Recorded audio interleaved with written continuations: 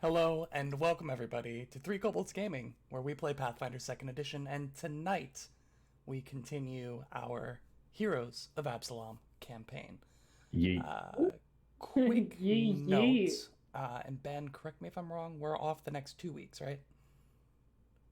Yes. Yeah, So, I unfortunately, will. I will own up to the scheduling difficulties of the next 2 weeks. That's on me. But yeah, next 2 weeks. It's all right. So we're gonna take a little 2 week break, but then we'll be right back into the action. So, how's everybody doing? I hear Good, we've had a I am ready. couple of trips. Ben, you went camping. Was that right? Yeah, I was in West Virginia for the last couple of days near Pipestem State Park. It was a good time. It rained way more than I wanted it to, but that led us to play much more Pathfinder than we expected to. So, you know, a little bit column A, a little bit column B as far as good and bad. So I too go out to West Virginia to camp so I can play more Pathfinder. that's what ended up happening. So. That's life. Yeah, yeah. No, that's great. Are you much of a camper, Ben? Do you go camping a lot? Oh yeah, no, I Ben the is a weekend very prior- outdoorsy person. Yeah, the weekend prior I was with Kelly and the Shenandoahs, so definitely whenever I can, I like to get outdoors. I was asking So the leading fact that it questions was- for our audience that doesn't It know was that as well. raining for a good portion of the weekend. Was not the intention, but again, Yeah, led well- us to play more Pathfinder, so it worked out. Jack, are you a big camper? Do you like camping, the outdoors? I liked to think that I would like camping. I've just never done it. Like I've never done it that much. I camped with our buddy Gray when we drove out to Montana. So we camped for like a week and a half straight, and I really enjoyed it. But I don't have like any of the gear, and I don't really have like a lot of people in my life that really want to go camping, except Molly. Molly likes camping, so I want to do it more Yeah, for sure. Go camping, guys. Yeah, do it. let's go camping. Yo, 3 kg 3 kg camping. camping trip. Wait, but actually though, that would be Stream. so lit. Stream from the tent. Yes. Live stream from Shenandoah National Park. I'm sure the Wi-Fi is excellent out there. Oh, amazing. Yo, no, not in parts though. Near Skyland, it's way better than you think it is. And hey, it's one camera, it's one computer, one OBS, obviously.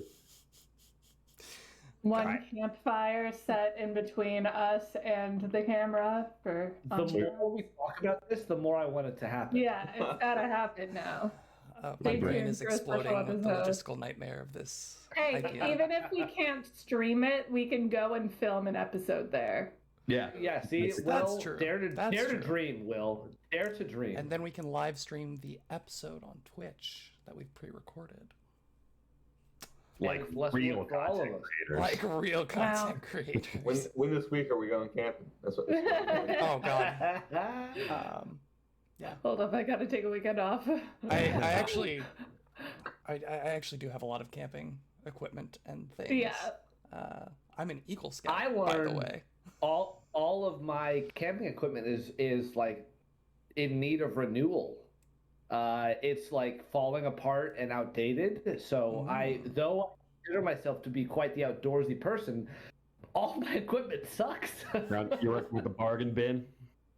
Yeah, I need to update all of it, which sucks because I make no money. That's why, expensive. that's why you're going to law school, right? Wait, so in hopefully a couple of years I'll be good to go, but Yeah. that's It's down in the road. meantime. When your sleeping bag is literally ready to fall apart, pulling it out Right. of your backpack, you'll have a chance to get a new one. He went to law school to fund his camping habit.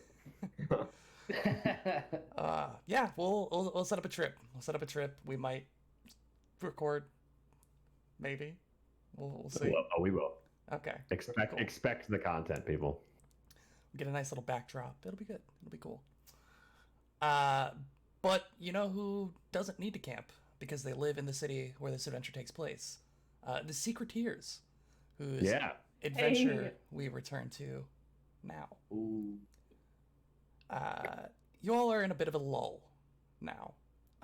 Probably much appreciated, considering you just finished an assault on one of the worst places in Absalom to be, the inner sanctum of a murder cult. So, Yeah, that sucked. you spent literal days underground in this undead infested abomination hole of a crypt, with the bright and shining light at the end of the tunnel being a fight with a cultist who bled you dry in order to enact a blood ritual sacrifice. You managed to stop her, but you did not stop the blood ritual. Surely that's fine. You win some, you lose some. Yeah. Surely nothing. Well, will totally come of that. And after extricating a number of prisoners, amongst whom is Sierra Featherglide? Yes. That's your last name? Yes, the mother That sounds right. of one Eliana Featherglide, also known as Twinkletoes. You get them all out to the Temple of Erastil, the Elk Lodge in the Eastgate district, where they are set up with a nice little hot springs to rejuvenate and recuperate. And we go into some downtime. Kashak decides that he needs to reconnect with nature, and so actually does go camping. Literally going camping. Literally goes camping.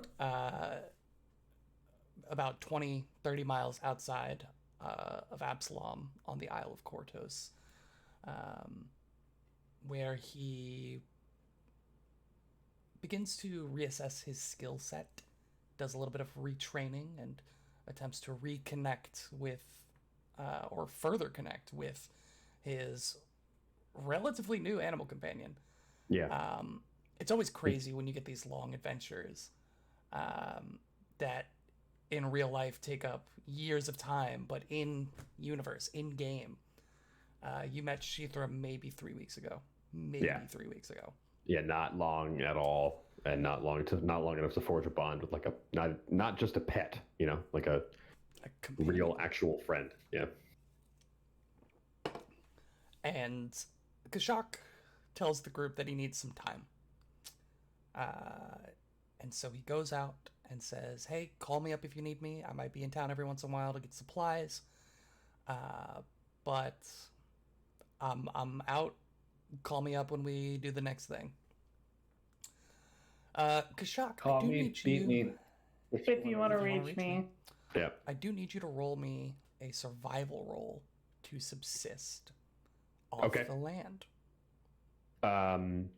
And I think we did this a little bit last time, but Shithra can aid, or can I aid Shithra? Because I mean, it's really Yes, me you hunting can. for her. Okay. I'll roll to aid Shithra, just because the numbers work out better that way. We did it for your first week, I believe, and not your second week. Okay. Kashak is DC 20, so I hit, right? And then For aid, yeah. that pulls Shithra's roll to a 31. Yeah, so unsurprisingly, Shithra is a masterful hunter. So she is able to take down now She's with an her expert. yeah, she's a master. She's able to take down large prey. So every, you really only need like a deer to get you through the week. Right. Since your acumen, you're able to utilize it and make it last over a number of days for both yourself and Shithra. And mixed in with some of the foraging that you do as you get more comfortable with the Isle of Kortos, you're easily able to provide for yourself, along with the fresh water from the many streams and tributaries in the area. Cool. You're Awesome. killing the game. No fear of starving to death in the wild. Yeah, definitely some carnivores, so it's definitely dependent upon the meat supply. But I feel like as if we were to have a down hunting week, I could always just go in and like buy meat in the city. You know? Yeah, you're not like actually in danger. It's just how much danger your pocket's in. And it's about what actual accomplishment I'm going to have with what I'm trying to do, which is reconnect with nature and spend some time away from the city and not go back in every once in a while, or not as much as I need to. So, you spend 2 weeks out in the wilderness. We are now going to move on to somebody else who wants to go next with their downtime scenes. I've heard from all of you about what you want to do, so I know you have something planned. Who wants to? We haven't heard much from Bastro recently. I'm curious about Bastro myself, so I like that idea. Yeah, what's this All right. Batsko guy up to? I guess Bastro is up.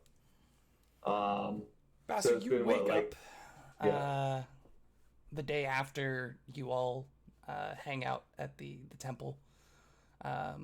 Early in the morning, Kashak says his temporary goodbyes and is off. What would you like to do with your day and your downtime? Astro, he's only been in this new flesh warped form for less than a week, right? How long has it been, Will? Like maybe 6 5 days? 5 days. 5 yeah. days? He's right now he's more in the denial stage of grief. So he's going to try to take his mind off things, and he's going to go do what he likes to do most, which is look at magical items. So he's going to go wander about. He might wander around maybe the foreign quarter, just to see, that's a place he hasn't been to in Absalon. And he's just going to walk around there. He's going to look for magic shops. Specifically, he's looking for a certain ring. A certain ring. You actually have been to the foreign quarter. That's where the Copperhands hideout was. Oh, yeah, that's right. So you are somewhat familiar with it. But sure, go ahead and roll me a perception if you're looking around. Yeah. Rolled a 5. A 5. That's going to be 18. Okay. Yes. So you're going about the foreign quarter, and while there are plenty of shops, they're predominantly mundane imported goods. So you're easily able to find like spices and herbs from other continents, textiles with like brilliant dyes from Tianjia. But in terms of magical items, you're not really finding too much. You would think that anyone with magical items worth their salt is probably in the Grand Bazaar, in the coins. Shit. Yeah. Well, I guess Bastro will just wander around the foreign quarters. Is there like a bar or anything he can walk into? Absolutely. So as you're kind of lamenting the fact that you can't find anything that you're looking for, you turn a corner to see a sign for the Gutless Griffin. A very ornate, very upscale tavern. It's almost like a club, because you see outside that there are these very nice polished metal chairs. There's like fancy cocktail glasses on these outdoor seating, like patio tables, and some like pretty fancy guests enjoying the mid-morning just I guess mimosas as they prepare for about their day. Bastro would definitely walk in and he'd go up to the bartender or whoever's serving the drinks, and he'll ask for a mimosa. And he'll just kind of take a look at the patrons inside. Sure. So a gentleman by the name of Franzik Shim greets you. He's the guy behind the bar, a human man. Mimosa, absolutely. Pops it down in Yes. front of you. Thank you, sir. How much is this? It's silver. Bastro tosses him a silver coin. It's silver. He just like slowly turns to a massive menu on the wall. I forget the prices, so I had to write them in really big. So, you just carousing around. Yeah, I'm just looking. I'm mostly interested to see if anyone's like talking about any cool adventure stories or anything like that. That's just trying not to think too much about the last few days. Adventure stories, you say? Adventuring stories or any exciting travel quests, maybe. I don't know. Give me 2 seconds here. Got a thing for this, but this is a large book. Oh boy. I skipped right past it. Here we go. So in there's like a stage, small raised platform to the side of this massive brick fireplace on the opposite wall from the door, and you see on the Please tell me stage someone's doing stand up. is a comedian who is getting set up. There's like a little stool there that he's shifting on. He begins to gets a drink, and then he begins to tell stories, comedy stories, and he's going on about the Ivy District, and he's riffing on all of these like fancy like nobles who pay exorbitant prices to see terrible shows, and he's telling a story about how he heckled a performer in the Ivy District. So yeah, he's going on. He's doing his bits. Is he gets to- funny? Roll for No, humor. no, he is not. You can tell that like he's probably like very nervous. Seems like his drink hasn't really kicked in because he's very stiff and awkward. And he's getting to the part of the story where he confronts the bouncer, and you can tell that he's practiced this one-liner, this like dramatic exit one-liner that he gives to the bouncer on his way out, and his voice just cracks halfway through getting it out, and he stutters and bombs. And the rest of the tavern again, and these are very upscale people, like some of them probably go to shows in the Ivy District, so the crowd is just booing. One of them's like, "Get off the stage," and the guy just bombs. Too bad. Master's just gonna like quietly turn back around to the bartender. Oh, sorry, what was your name again? Franzik. Bronson. Hi, my name's Bastro, and I would like to make an impression right now, just because I can with a glad hand. Sure. Okay, -5, but I got a natural 20 on the roll, so that's gonna be 33. 33. Yeah. Yeah. Interesting. Yeah, he just says, it's good to meet you. Good to meet you. Yeah. Yeah, so this guy's kind of stinks.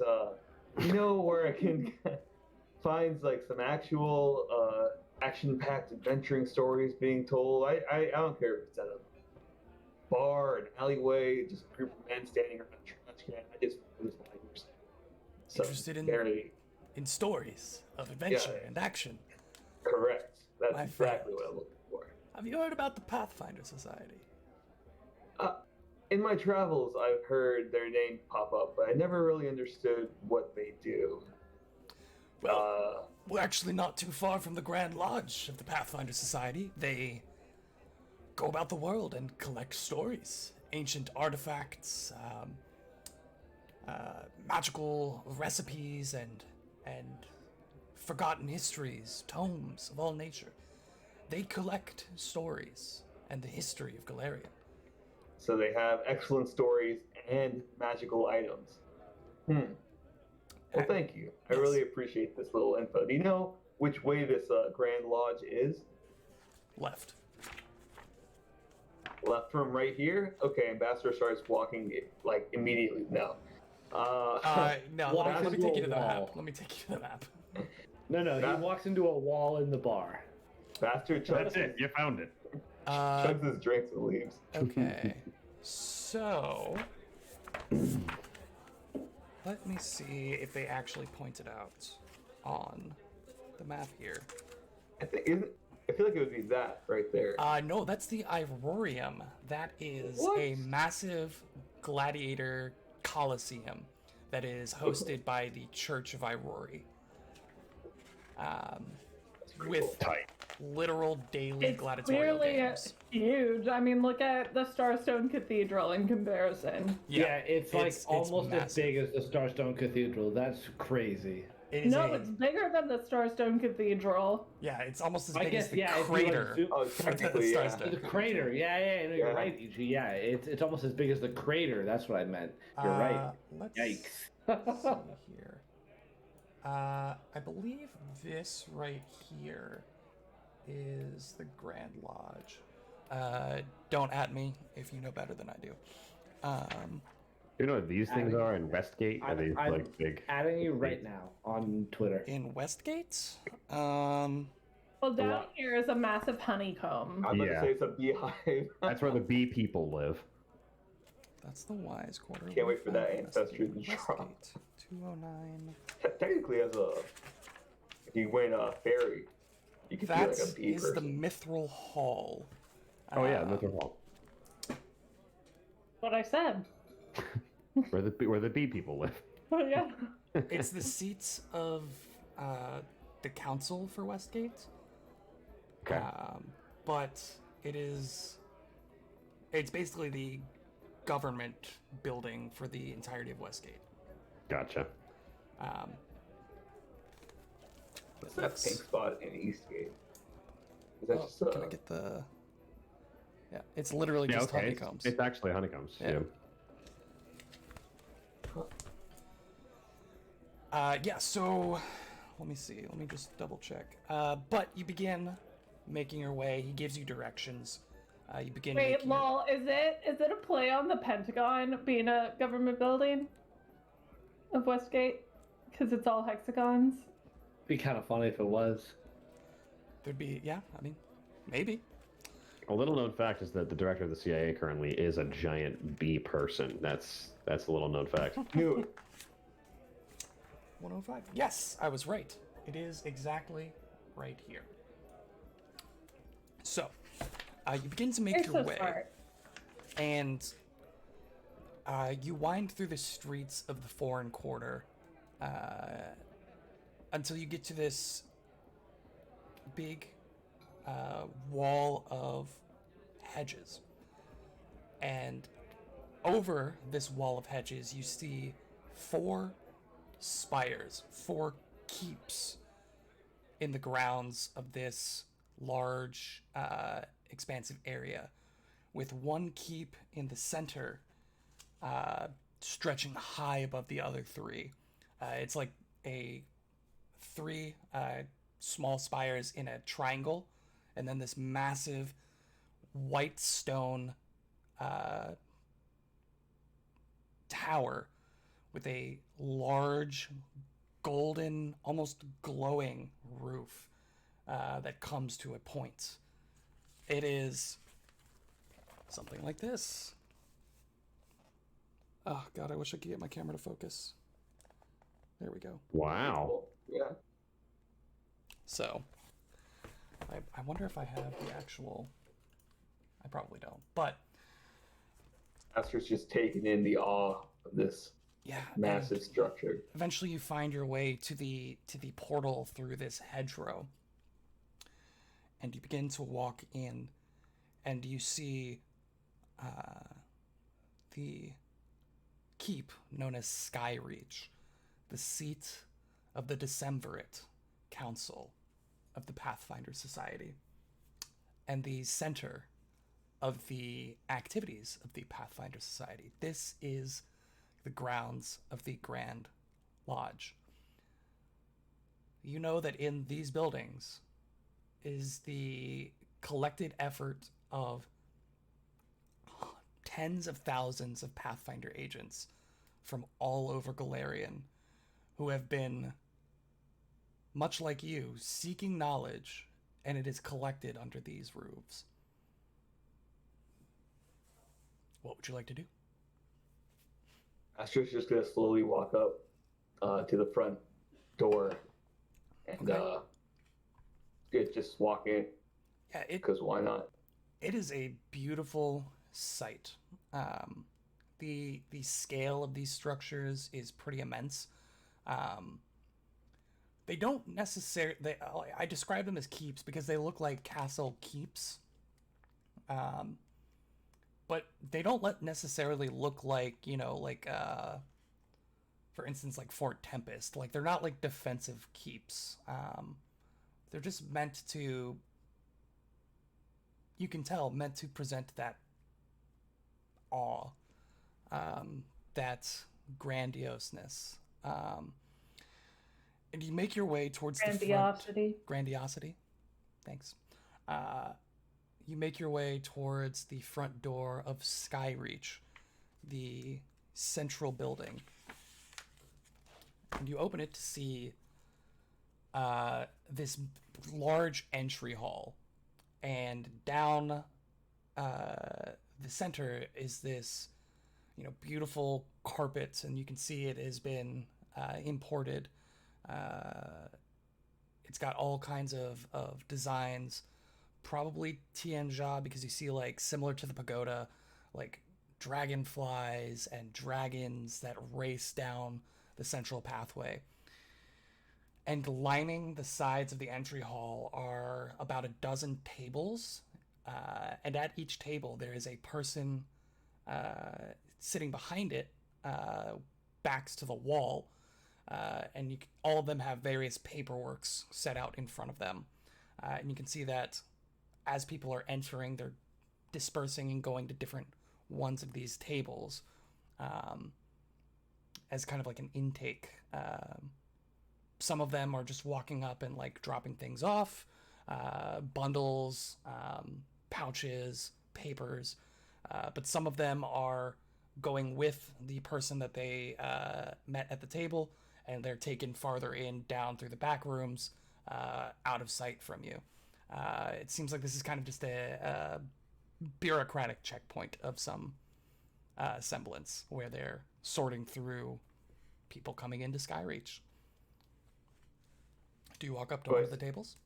Yeah, anything that looks like a help desk or something like that. They all look like help desks. There are 12 great. help desks.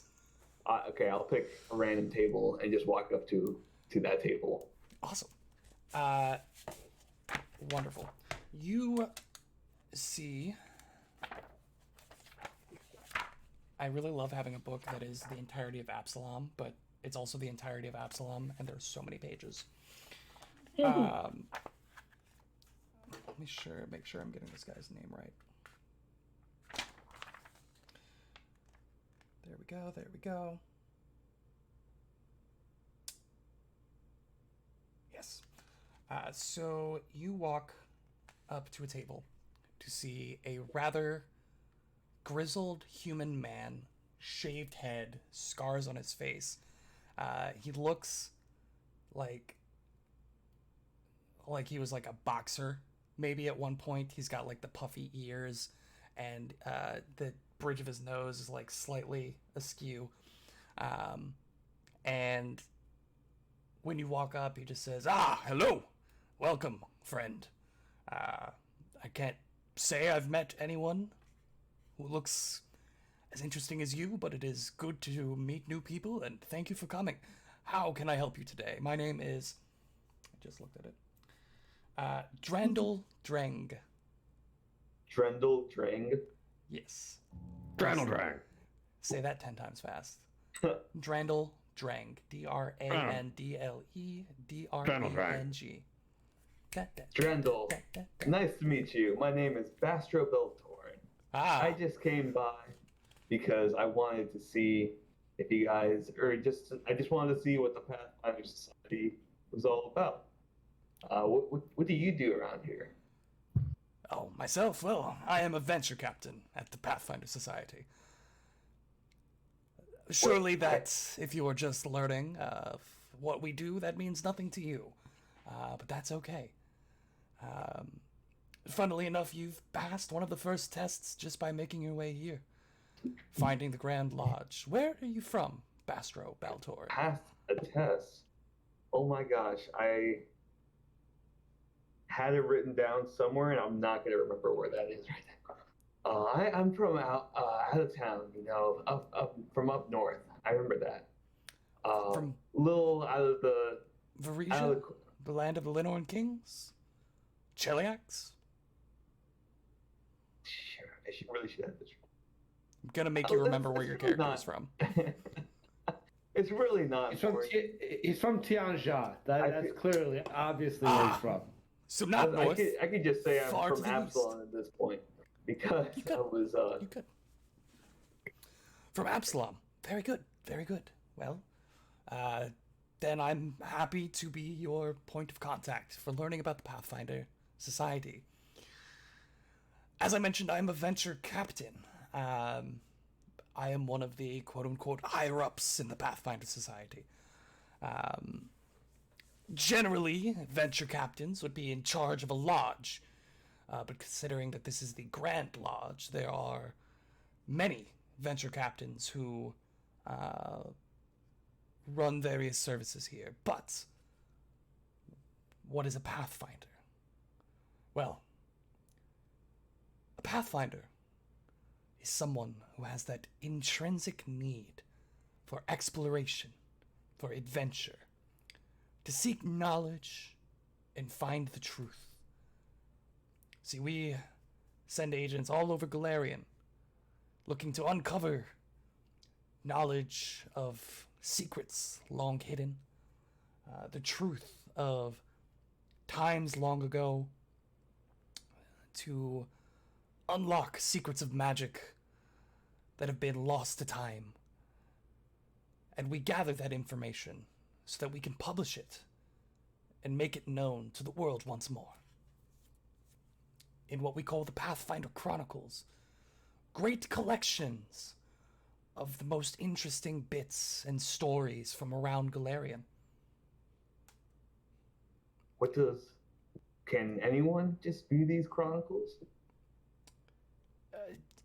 Some of them. But not all of them. But not all of them, unfortunately.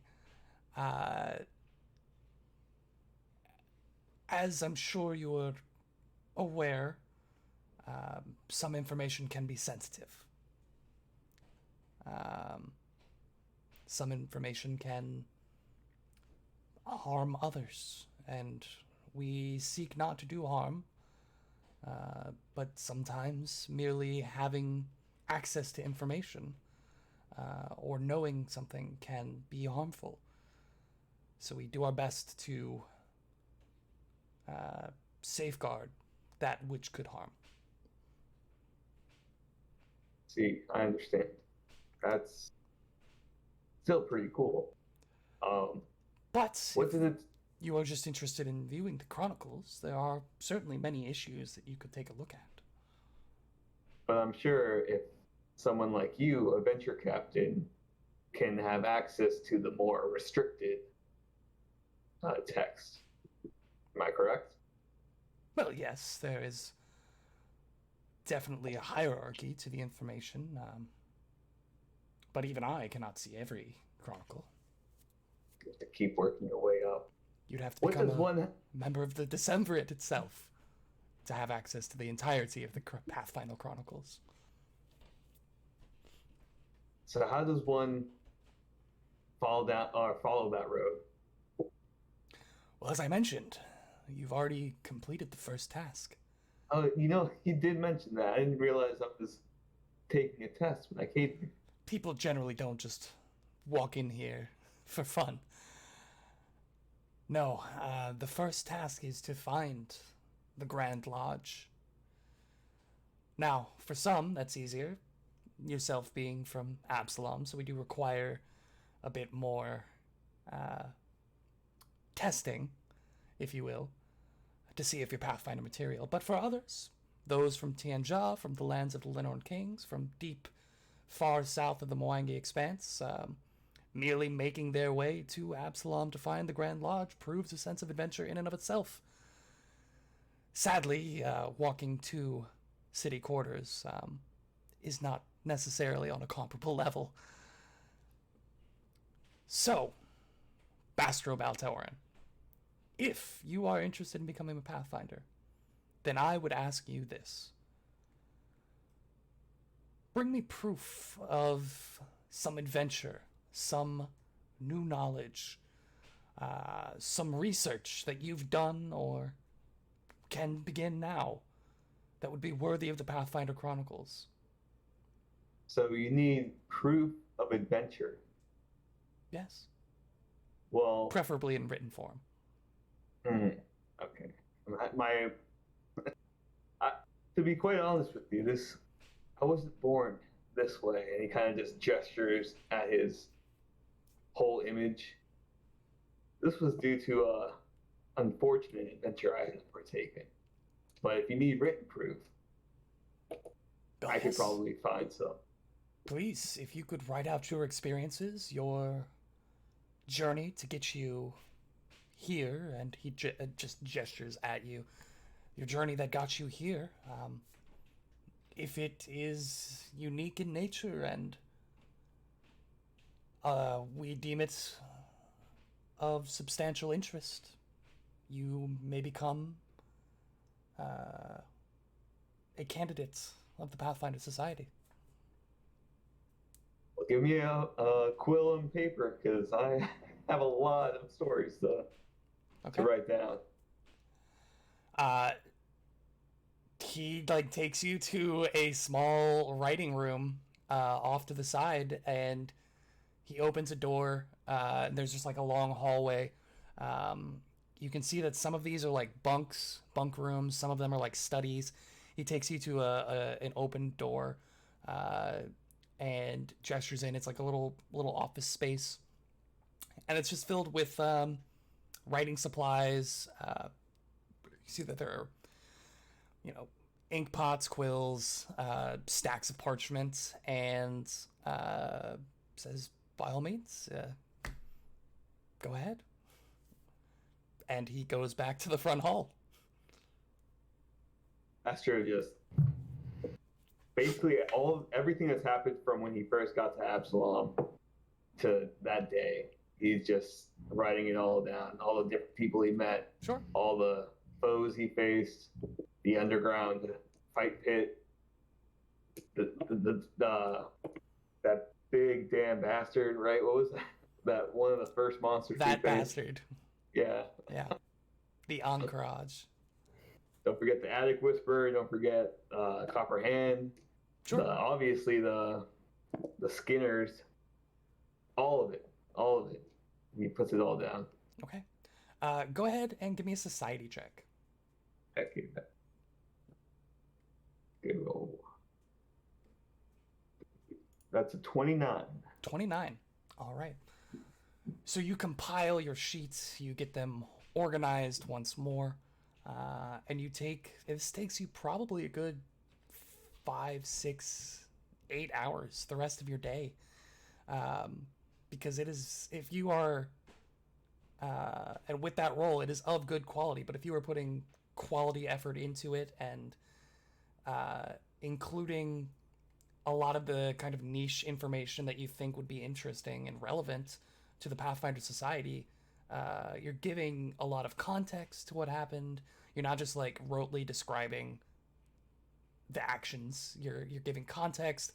You're giving feelings. You're giving conjecture as to potential connections and ways that this could be explored further, especially as you get towards the end. If you mention the Twilight Four, if you mention the Skinner and the Infector, those names, you might provide some conjecture as to what Bastro thinks is going on. you give all this context and formatting it in a way that you think would be interesting, it takes a lot of time.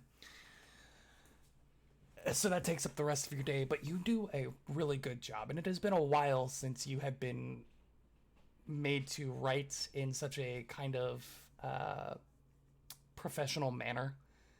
Probably not since you were an intern at the hospital or intern at the school, the medical school that you worked for,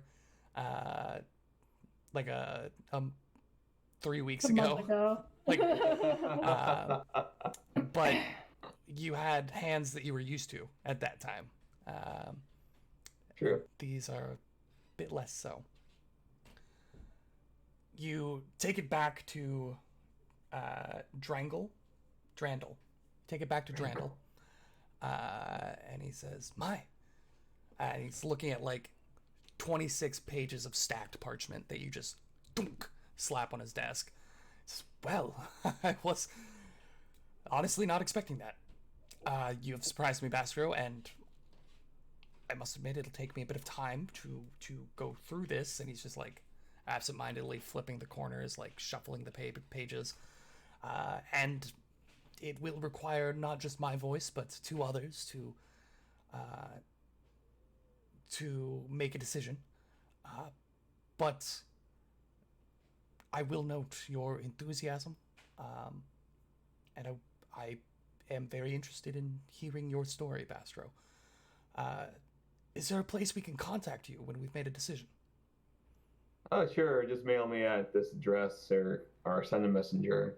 And he gives them the apartment address. Absolutely.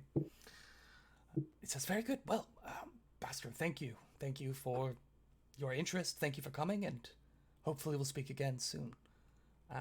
And he begins, like, putting the pages into, like, a briefcase, like a protective case. And then he gestures for you to continue on your way as he brings up another person. Yeah, at this point, Bastro is tired. He just wrote for 6 to 8 hours straight. You wrote your college application for the Pathfinder Society. Brain is fried. So he is going to go back to the apartment and just call it a day. Okay. I'm assuming that you have other downtime things that you want to do. Yes. Next day, he would go to the coins district, I think is where he said more magical items would be. Mm-hmm. He would go there and he would try to look for the magic item he was thinking of originally. Gotcha. Yeah, so you're able to do so.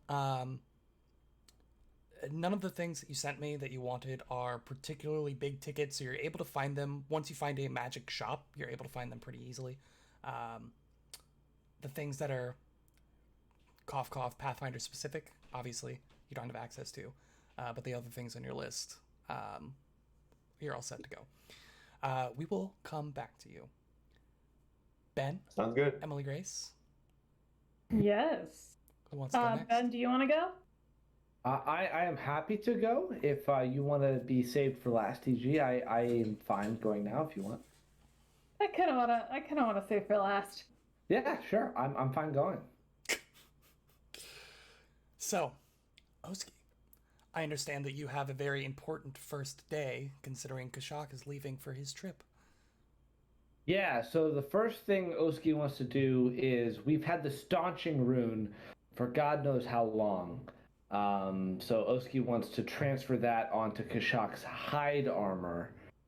So as far as I understand how the mechanics of this work, it's just a day he has to spend, I think, transferring the rune, and then I just have to pass the crafting check, and then he gets the rune. And if I remember correctly, it's on a rune stone, so we don't have to worry about like the cost. Yes. Yeah, I think that this is a free transfer. No money has to be spent. I just have to not roll horribly on this check.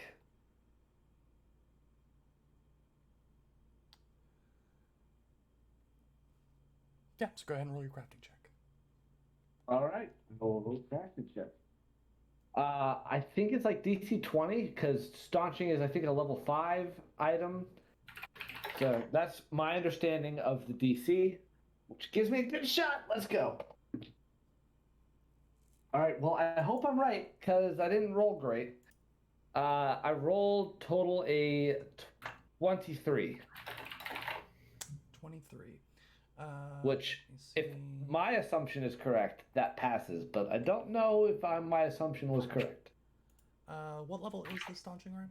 5. He's right. 5. It's level 5. Level 20, or DC 20, so you pass the check, and you transfer. Nice. Hey.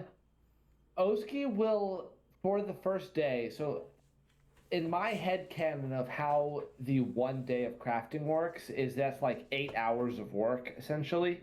Mm-hmm. Oski spends a little extra time on this, though. Maybe 12 hours of work, so like not more than a day's worth, but like he devotes a little extra time because Oski understands that he is still the newbie of the party. So he wants this rune to not only transfer effectively, but also be meaningful for Kashak. And Kashak has asked Oski specifically to do this task for him. And Oski takes that very seriously. So there is extra work that is put in to ensure that the rune is transferred effectively. And there's something more that is put on Kashak's armor than just transferring a rune. We can reveal that later, however Kashak wants to do that, but there is something more, not mechanical, but flavorfully, something more than just the staunching rune put on the armor. Okay. Ooh. All right, so you spend a solid 12 hours, and Kashak is like waiting on you before he heads out. So Sure, you finish up, put your tools away, get everything done, and then you head over to where Kashak was maybe getting some provisions. And do you hand it to him? Yes, and Oski will hand it to him and say, Kashak, I believe I'm able to amply provide the rune you were so desperately wanting, and I hope you will not mind the embellishments I provided as well.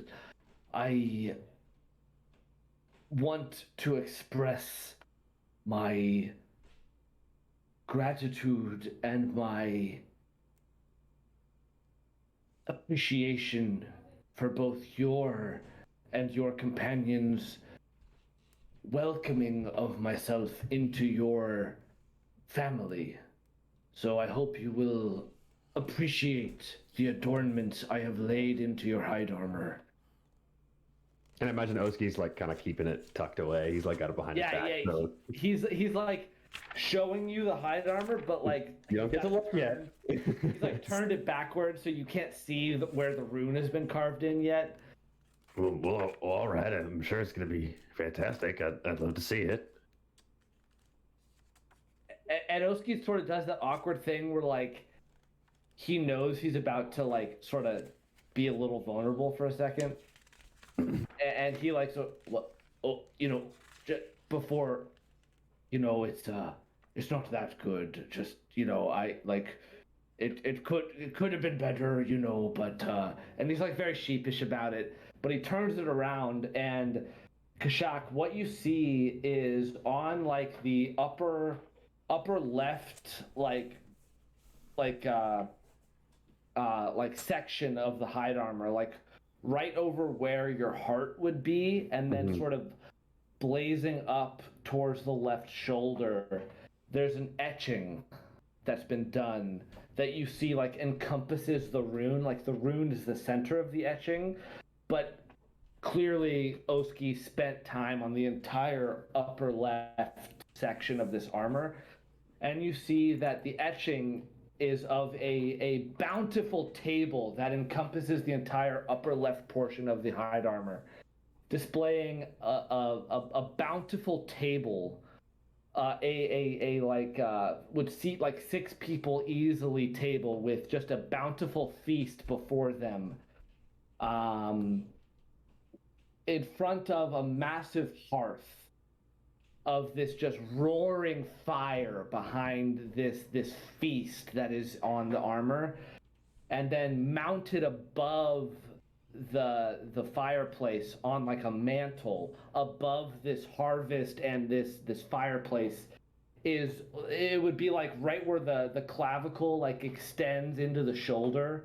There's like this massive etching of a gold scale above this fireplace and hearth, and inside of the hearth is where the rune is etched. So the rune is like inside the hearth, on top of which rests a gold scale. And then around the like exterior of the hearth, like arcing the gold scale down the sides of the hearth, is like a quote. And it says, "A kindred spirit from a different trail, Masluda's table welcomes followers of the gold scale."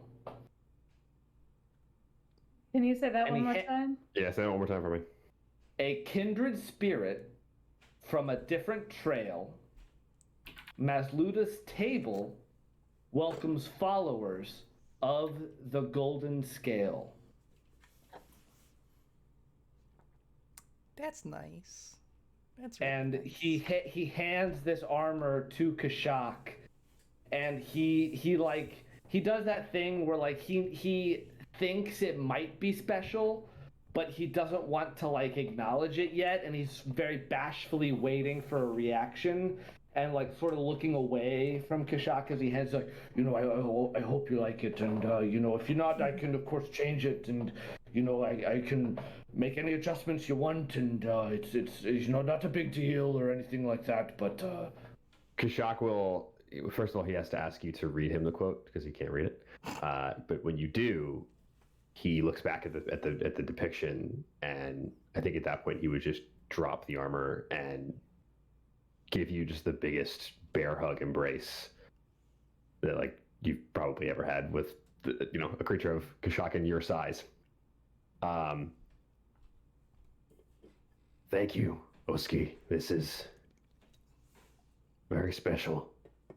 And he takes out of his pocket of like his personal bag, he takes out the black scale that he usually wears on the armor.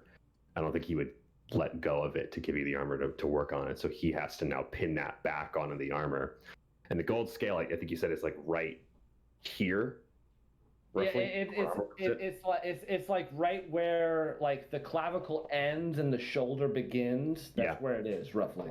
And he's been wearing the black scale right under it, like right on where like a lapel would be, like right here. And so I think it's like this kind of thing, like it's almost like a mirror situation, which I think is really poignant for him, being. I don't know how much I've shared with you about his religion, the gold scale, or what any of that really Oski means. knows very little about it, just that like the gold scale is something meaningful for Kashak. Right. He otherwise knows almost nothing about what it means.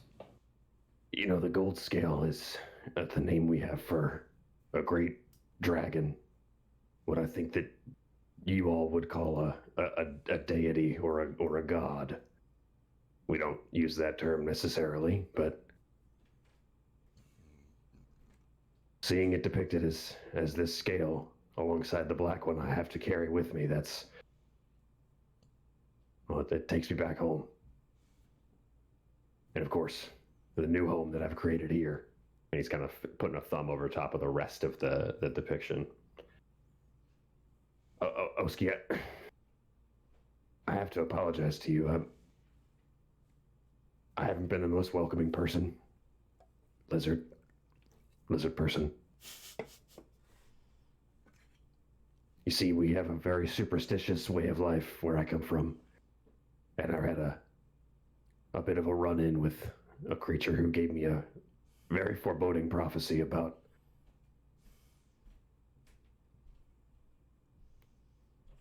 it's just hard for me to trust outsiders. And I hope you understand that.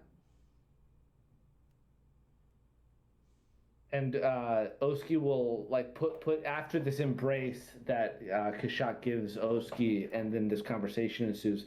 Oski will rest a hand of his on Kashak's shoulder during this conversation and say, "No, Kashak, please. I understand." And he'll, with his other hand, then touch the tattoos on his temple and say, "I know I am not of this world entirely, and that is offsetting. But know that I owe a debt to you and your compatriots for saving me. And I came to the city to rectify the taint that has been imbued upon my family. And I will make this straight so that you nor anyone else must fear me for what I am." And as he says what I am, he's like tapping the tattoos on his temple. "I know this is not natural. That's why I am here in Absalom. I intend to make it right, to not only live by Masluta's code, but be the friend you deserve." And he says that like to Kashak. Mm-hmm. Like he's sort of speaking in generalities beforehand, but he says that last line about the friend you deserve, like to Kashak specifically. Oski, I look forward to getting to know you a bit better. Maybe we can share some stories about Masluta and the gold scale and, well, sounds like we both come from some weird family environments. Didn't really know my dad too well. That's a whole other thing, though. We can talk, I'm sure, very long and at length about our daddy issues. I'm sure. Seems like most people get into adventuring because of some daddy issues. I don't know. And we might as well have a great feast whilst we're doing it. Yes. Masluta would require nothing less. Yes, of course. Perhaps later this week or tomorrow.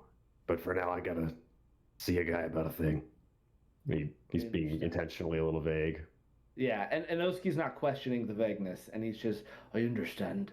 We shall reconnect soon, Kashak. But for now, I hope this omen of Masluta rests well upon you." But I think while a lot of us back after the conversation is happening, Kashak's been putting the armor on, and then once it is on, are you wearing yours as well? Yeah. Oski is fully adorned. I think he would then, engage in another sort of embrace with you with the armor on. Maybe like a much more like warrior's embrace than like grab the forearm, like that sort of handshake, and bring it in to kind of embrace that way, and kind of taps your shoulder with his other hand, and I think he would kind of walk out or kind of make his exit. And this would have probably gone on the day before he leaves, and he doesn't mention at all to you that he's like taking a vacation or a break, and kind of doesn't really address that at all. And Oski doesn't really ask. He just wants Kashak to like understand that this armor, he wants this armor to be meaningful for Kashak, and that's sort of all he wants this conversation to be. So he doesn't inquire further about where Kashak is going. And so your day, Oski, draws to an end as you leave your companion to his preparations. Beginning of your second day, what would you like to do? Really quick, Twinkle Toes pops in at the end of the day after walking Kashak back, and she's like, "Oski, that armor, sick job, so cool, well done." But it's not really that much, really. For sure. At some point, Kashak is like, "Hey, check out this cool thing I got. It's pretty sick, right?" You have set your standard, my man. I'm expecting high things when you transfer that rune. If you want any sort of rune transfer, I'm happy to adorn your armor with anything. Oh, okay, so here's my armor, and here's the +1 hide armor that I want transferred. Okay, all right. Let me fit this in the schedule. and he sort of awkwardly takes it, but it is like genial in like he will make it look good. Okay, so She does the finger guns as she walks away. very good. So Oski, with a new item added to his list, begins doing more crafting on the second day.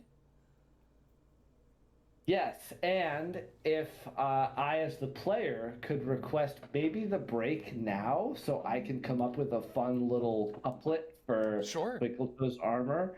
We'll go ahead and take before we. A 15-minute break then, and be back at 8:30 Eastern Standard. Thank you all so much for joining us, and we'll be back in just a little bit. See y'all real soon.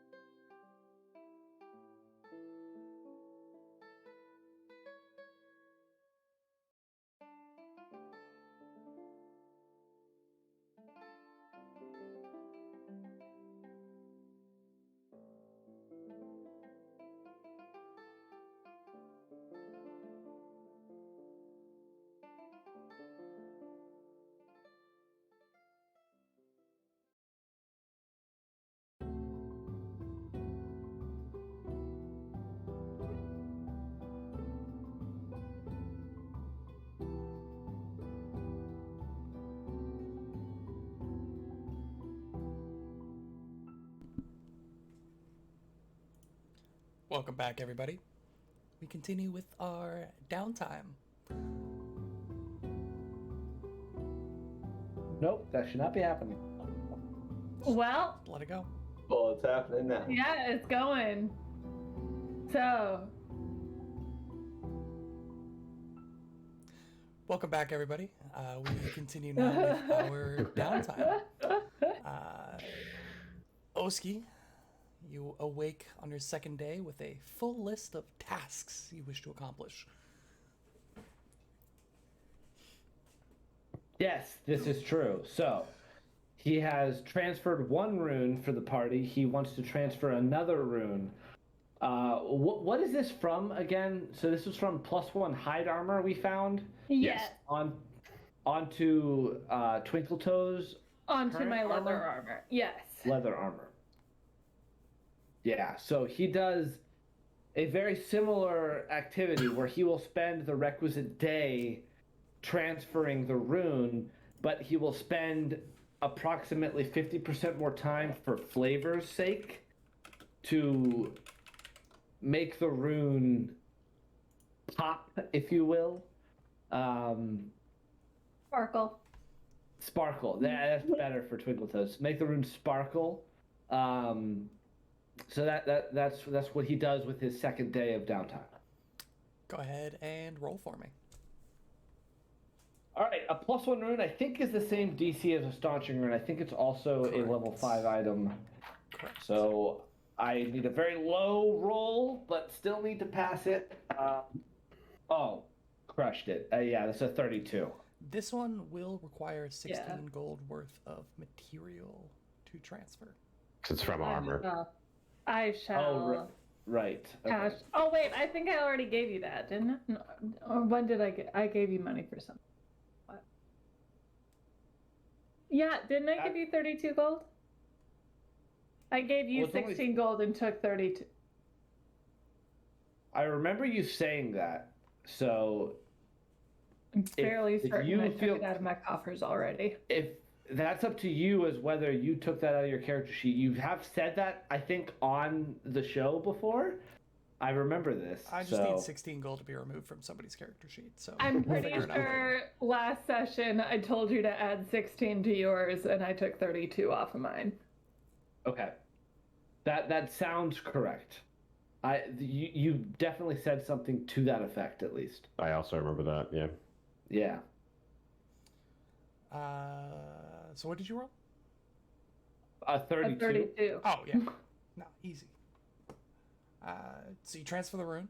Is this one special? This one's special also. So it's a +1 rune. So it's a little more mundane in the sense that it's not a property rune, it's a fundamental rune. Your leather armor was plain beforehand, correct? It used to be the armor of Hendred Pratchett that I refitted to have like a new lining and fit me. Even better. Will, did Hendred Pratchett's armor have any like insignias or anything on it? No. It was a leather like duster, basically, like a leather coat that Twinkle Toes modified, but it was otherwise unadorned. So what this armor depicts is it depicts like a 1920s-esque tower, if you will. Like it starts off scene and then comes into scene from left to right, so you don't see the entirety of the building. You see this building that juts out from the side. So picture like the shading of the etching would like be scribbly, and then suddenly this tower in the center of the armor, so like the breastplate, if you will, this tower like emerges from the center of this leather armor.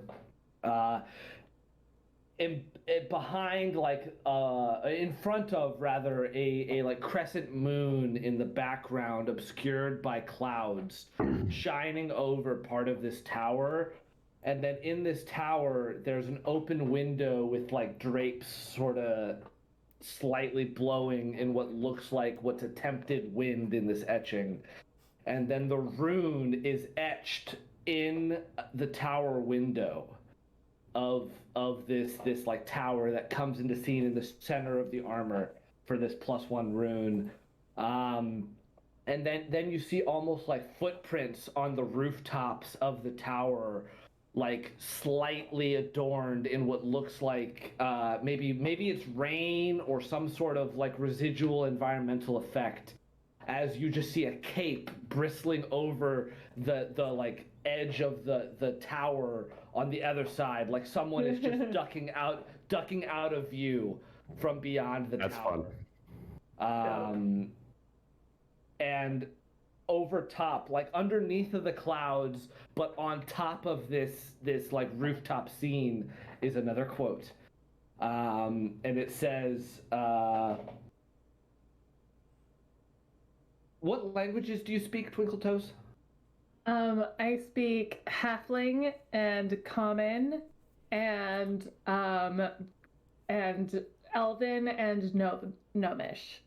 Will, what would it take for Oski to have written this quote in Halfling? Was that just more time, or is that a roll I would have to make? I mean, I'm fairly certain you would have been able to find somebody to translate it for you and just write it out, So- and you could copy it. Yeah.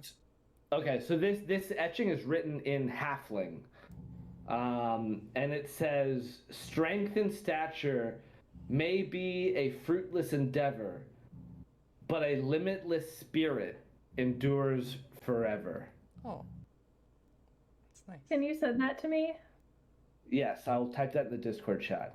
Thank you. And that's like, it's almost like that's coming down from the clouds under this crescent moon over this tower, where the rune is etched into this open window with the curtain flapping, and then there's like a pitter patter of rain that's outlining footprints on this rooftop, and then over the other end of the rooftop, just out of view, there's a cape visible, like moving away from the camera's perspective, if you will. So cool. All right. So your second day is spent doing as such. You make the handoff, and then get to rest as you expect another couple full days ahead of you. Day the 3rd. So Oski is done being generous and wants to start doing things for himself. So he's like, like doing things for other people is great and all, but like, fuck all y'all. It's time to improve my gear. Sure. So he wants to deconstruct his sturdy shield, learn the formula for a sturdy shield, and then reconstruct a better sturdy shield. So we've talked a little bit about this, Will, but since I'm doing this with the spined shield, additionally, I don't know the exact mechanic that you want me to use for this. So the since I'm first thing sort you're of going to do is combining two things. You're attempting to reverse engineer the sturdy shield formula. Yes. So what you're going to do is you literally disassemble it. Spend a day disassembling it. Then essentially recrafting it. So it would be a 5-day total. Because it's as if you were crafting a sturdy shield.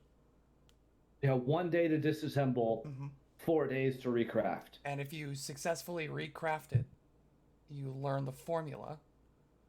Then you could apply that formula to upgrade the spined shield, which is a regular steel shield with an enchantment on it, to make it a sturdy steel shield with the enchantment on it.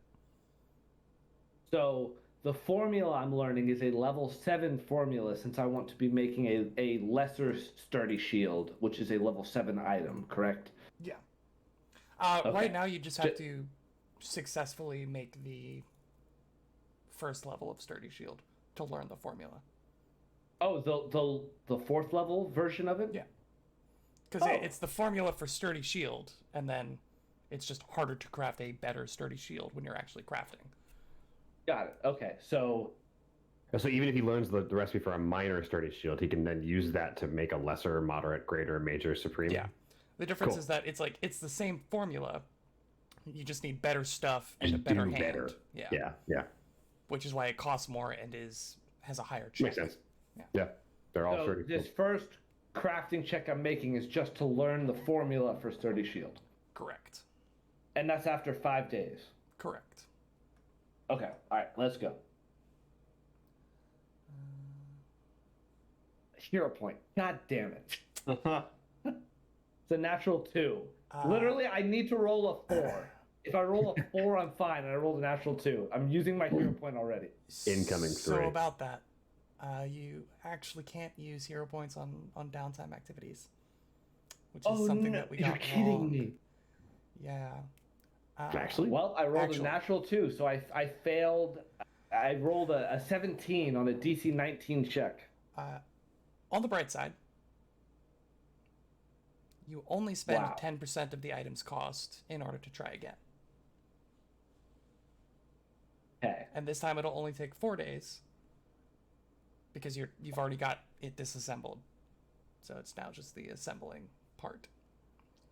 So 10% of the minor shield, so 10 gold. So I just spent 10 gold on doing that. Okay. Basically like replacement parts for the things that you botched. you're trying to take apart IKEA furniture without the instructions and then put it back together. And the first day, you just spend bashing one of the pieces into the wall because you're so frustrated. And You're you're like, I gotta basically replace that now. I I gotta deal lost with this. the little, like, Yeah. the little Yeah, wooden one fucking dowels. screw. Yeah. And Yeah. somehow misplaced the proprietary Allen wrench that is Yeah. a different size from any other standard Allen Yeah, wrench. perfect size. Yeah. All right. I rolled a 28 on the next 4 days. Yeah, you crush it. So you learn the formula, and you can put this in a formula book if you have one. For sturdy. Could that be something I did also meant to say I wanted to do? He would also go out and buy a basic crafter's book and artisan's tools, which actually would be a prerequisite to doing any of this. Sure. Can I have done that just Absolutely. the first day? Absolutely. Okay. Yeah. Cool. The Cool. basic crafter's book is really cool. See if I can find it here. Yeah, it basically gives me a huge list of crafting items I can make, like formulas, which I it's can the- then fail the roll on and botch and waste gold. That's what I can do with that. Failing forward, as they say. Yeah, so after 9 days total, all said and done, you have disassembled and reassembled the minor sturdy shield. You now have written out the formula for the sturdy shield. Since the spined shield is a steel shield, you can turn it into a sturdy steel shield with the spined effects. So, what I would like to do. Wait, actually? That's awesome. Pretty great. That's so No, cool. Will and I have talked about this. So Yeah. what essentially Oski is doing is he's creating a lesser sturdy shield base that he can then put on either the spined shield spikes or take that off and put on the shield boss that he's already been using. Yes. So he's gonna, because Like a- the shield like a is the multi-tool. base, Yeah. and then he can put on either the spined spikes with this special item or the shield boss that he's previously been using. Correct. Is this raw, or are you guys doing some fun Most stuff of here? it is raw. It's like Yeah. 85% raw. So shield spines or That's pretty shield, high. shield spikes and shield bosses are actually interchangeable on a Those shield. are weapons. Yeah. It takes Yeah. 10 minutes They are of downtime. separate from the shield. Yeah. Yeah. Separate from the shield. It takes 10 minutes of downtime and you can switch between them. And basically the way I'm envisioning it is that the spined aspect of the spine shield is an enchanted shield spike. Magical spikes. Yeah. And so if he just slaps those the magical shield spike onto a sturdy steel shield, It's the same thing. it's the same thing. I think it makes a lot of sense. Yeah. And you could, you know, take that further with the shield boss as well. And if Yeah. you have a shield boss with niche enchantments on it, you can, you know, swap that out for its uses Yeah, as well. because any runes are not on the shield itself. They're on either the boss or the spikes. Yeah. Yeah. What a cool thing you guys did to continue to make shields as a weapon really interesting. That's really No, awesome. I really like how Will is playing this. It's very Oh, cool. Stop it, guys. I was just looking at it and I was like, there's really no reason you'd ever have anything except the highest version of a sturdy shield that you could have. So why not? So the whole shield swapping thing that we were talking about a little bit last session really doesn't make sense when you look at the numbers and everything. Yeah. Because there's just A sturdy shield is just the best option. it's just Right. the best shield. Yeah. So the way they make that interesting is it's not very explicit, but with the application of the shield weapons, the boss and the spike, and the things that you could do to interchange that, it's like a little bit buried because a lot of the shields, especially like the specific magic item shields, are just a steel shield with this, or you know, a wooden shield with that. Cool. Which means that they have 0 HP and hardness. Even though they do a really cool thing, they get broken in one hit. So this is how we get around that. And they're not meant to be expendable. Like they're not Yeah. designed or priced that way, and nor are they meant to be like repaired in between every single combat. That wouldn't Right. make any sense at all. Yeah. Like they're just gonna get crunched underneath the bones of everything. That's good ruling. I think that's good. That's fun. So we're trying to make it interesting and trying to make crafting applicable. Anything useful? Applicable? a little better. Anything remotely useful, please, Paizo. I know crafting was busted in first edition. We learned that ourselves, but You're welcome. Yeah. It's going to take another 4 days. Fine. And let's see. What's the difference in price between a steel shield and a sturdy steel shield? Probably most of the A sturdy base steel shield. steel shield? Yeah. A lot. I'm going to advocate that I had a minor sturdy steel shield Oh yeah, you can spend the and money to now upgrade a spined shield also. So I don't think I should have to spend a majority of the price of a lesser steel shield. I'm going to advocate that at most I need to spend half, but I think even there's an argument for less than half because I already have a minor sturdy shield that I am then using to upgrade the spined steel shield I have. the So it's spine just gonna shield be- is the same price as the lesser sturdy shield anyway. Exactly. Right. That's Yep. what I'm saying. Like that's the not the part- price differential. That's not the part you're upgrading though. You're upgrading the hardness, I know. the HP, and I the know. break threshold. So it's going to be the difference between the minor and the lesser. So it's 260. So the entirety of the spine steel shield cost is the enchantment on the spiked Yeah, spines. that's the thing Okay. it does. okay. That's fine. That's fine if that's how we're playing. You could So spend I- extra days to make it cost less. How many? I know you can't tell us exactly, but how many days do I have roughly? How many days would you like to spend? Well, I mean, couldn't you just spend every day that you can until we have to go?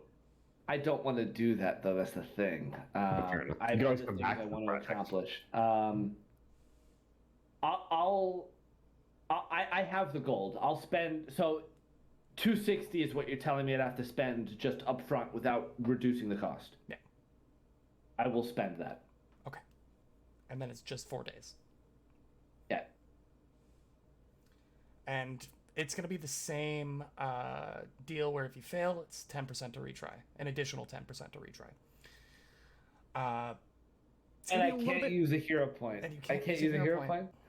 No, fortune effects you cannot use on Alright. downtime activities. Yeah, I read it. It's like buried in a subsection of downtime. It's like about how checks work when you're playing out Yeah. a downtime Yeah. day. You So- can't use any abilities or anything like that uses fortune. My understanding is this is a DC 23. Is that correct? I have not looked at a level 7 standard DC, but I'm assuming that that's about right. Level 5 was 20, so I can't imagine it's way higher than Sounds that. about right. All right, so I have to roll an 8 or higher on a d20. Come on, big man. Just don't mess You got up. this. You got this. 8 or higher. Just roll good. Come on. Another 13. 13 is my lucky number tonight. I did it. I did it. You Yes, did it Oski. indeed.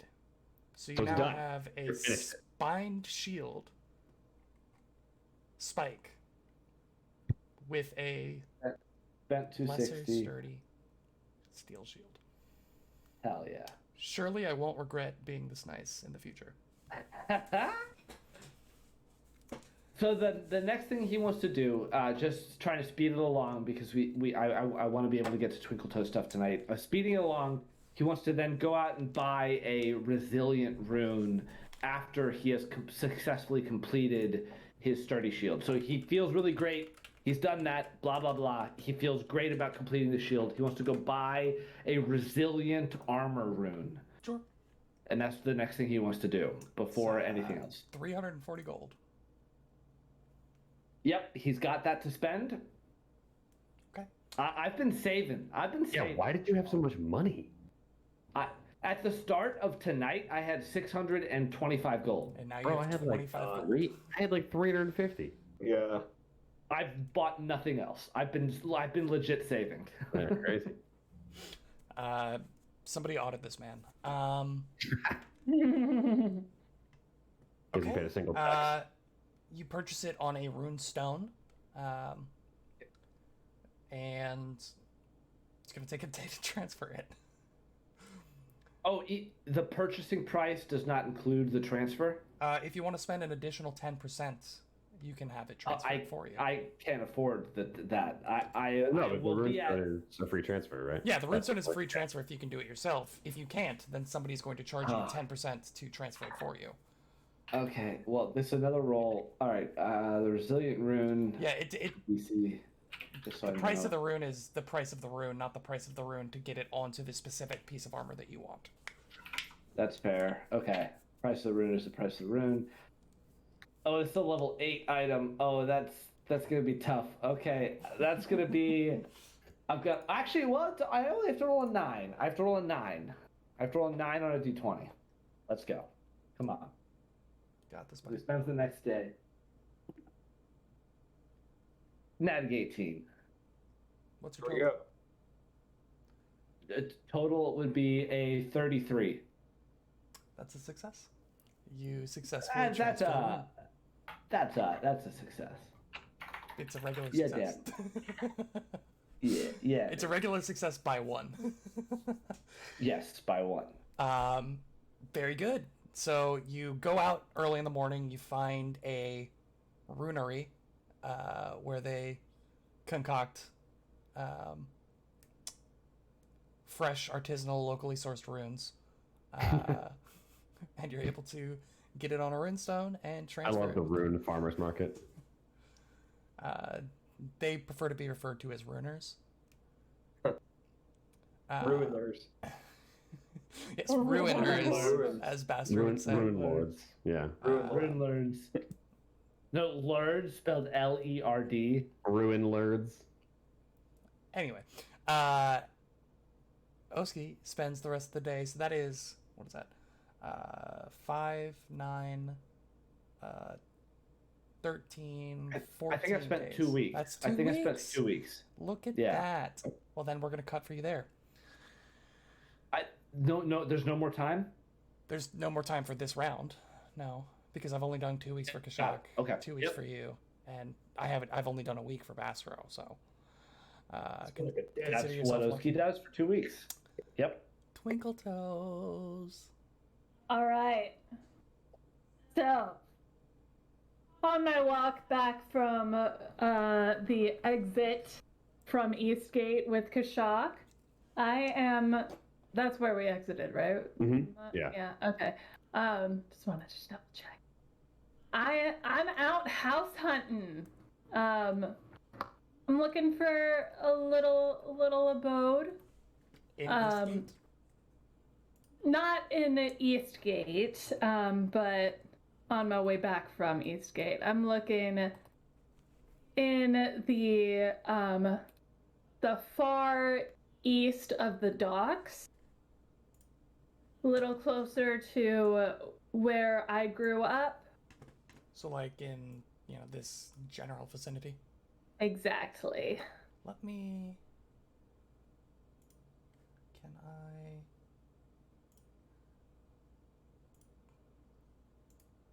Layer, token layer? There we go. Nice. I generally don't like having that up because it's just visual noise and doesn't really make a difference, but does help for delineation. Indeed. So you're looking like kind of in the panhandle of the docks here. Yeah, sort of this little area. Panhandle. Tell me I'm wrong. Yeah. So, what specifications are you looking for in a housing unit? I'm looking for it to be ground level. I am looking for it to be able to house multiple people at night, though not too big for just one person to feasibly be living there. Like, it wouldn't be sus if it's just one person living there, but it could sleep several. But the main feature is the connection to the caverns beneath the city. Yeah, that's where getting a real estate agent doesn't really help, is looking for a serviceable entrance to the catacombs and various underground under Absalom. Places you all have visited in various locations many a time now. Please roll me a... Well, what do you think would be most appropriate for this? Because I feel like you have a couple of applicable skills, and I want to hear your thoughts. I mean, mostly this is just going to represent how long it takes you to find a place that fits your specifications. I want to roll deception. Deception. Because there's a lot of double meaning for my searching behind this. And on the surface, I'm looking for a new place for my mom. Mm-hmm. But there's another purpose. Sure. Okay. Yeah. Go ahead and roll me deception. All right. That is going to be a 34. 34. Okay. Yes. So you're asking a lot of questions. You are doing so in a way where you are quickly, with your knack for reading people, yeah, I'm also going to use some discreet inquiry here. Yes, that's what I was getting at. I think that goes without saying, yeah. Is you are asking around for something very specific, but you're able to gauge your questions very well by reading the people that you're asking. Generally a lot of the time is just spent walking the streets looking for postings of places for rent or for sale. You find after about 3 days, you find a in the docks out. Let's pick a random blob. Let's pick a random blob together. And by together I mean I'm gonna pick a random blob. Let's go right here. I don't know if you can even see that, but there's a little square right under where I put that. Once I remove it, you might be able to see it. Okay. It's very hard to see. I do apologize. It's okay. But it is this tiny, almost cottage that is in the transition between the docks and Eastgate. But it has a cellar underneath, and it's the cellar itself is like one of those outdoor hatches where it's got the two flaps that open up right next to the house, and you can like walk down into the cellar. And you've been keeping an eye out for this, like entries to like subterranean levels. So you've already toured a good 8 or 10 places that have like cellars or basements. But this is the first one where, as you're tapping around, maybe you have some tools with you, you're using your perception. You think that with a little bit of work, you get the feeling that there's something below that you could tap into. I'll take it. Yeah. So, oh gosh, we've got to figure out rent. You're turning me into a landlord. Sorry. There's a thing for this. So, once you have secured payments, you said you were purchasing this or renting this for your mother. Are you trying to purchase a house? Yeah. Or are you trying to rent it? I'm trying to purchase You're it. trying to purchase it. She buying. How much money do you have? At the moment, 324 gold, 7 silver, and 4 copper. That is a lot of money. I will need to get back to you on that. Okay. So we will. Do you have any other major purchases that you wanted to make? I had one that I was hoping for, but you know, it's. What were you looking at? I was looking at the same goggles of night vision thing that Kashat got. And how much was that? A 150 or something like that. Yeah, Ooh, okay. but you know, that's not. I need that. Like, I gotta have that. You know, I gotta have this house. You know. Yeah, there are cheaper ways to get dark vision in a pinch. All right. So this is going to be essentially like a small cottage. So it is one room ostensibly, with like a little loft on one of the walls that covers about half the floor. It's the house itself is like 20 by 10, and then you have a 10 by 10 loft area that has like bedding that you could put up there. It's got a fireplace, a stove for cooking. Obviously it's unfurnished, but you could take care of that with a modest investment in some furniture. To get everything, the house, everything furnished, I'm gonna go 165 gold. All right. Yeah, I was just looking at it, and it's just a house. It's not magical, and it's not big. So for adventurers, it's actually really not that hard to purchase, especially at this level. And especially since you're not going for like, a keep or, a multi-roomed fancy house. This is a modest investment. You're able to buy it outright. Amazing. You also are able to get, a decent bedspread that you can put in the loft or on the main floor, whatever you want to do with it, or whatever your mother wants to do with it. Basic cookware, table, 4 chairs, and a variety of other tools and implements for around the household. Fire, poker, and grates, all that good stuff. So you've essentially, again, very modest, but you've outfitted this cottage.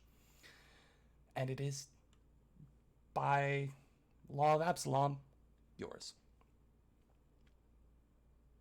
I then begin work on the shoot, I forgot the word for underneath that has the terium, like interior, exterior, subterranean portion of Yes. my home. That's The down interior. the downterior. So, with your careful poking and prodding and examination, you think that you would be able to dig, and it takes you a little bit of time. It's going to take probably, because you're spending a day getting all the furnishings and everything, so that's 4 days now. Start of the 5th day, you begin digging. You get a shovel, and you just start going. And you dig kind of at an angle, slightly down and to the east. And you're able to create a halfling-sized hole that could be changed in whatever manner you so fit at a later date, or concealed if you should choose to do so at a later date. But a halfling-sized hole, and after about another day and a half of effort, you break out into a small subterranean cavern.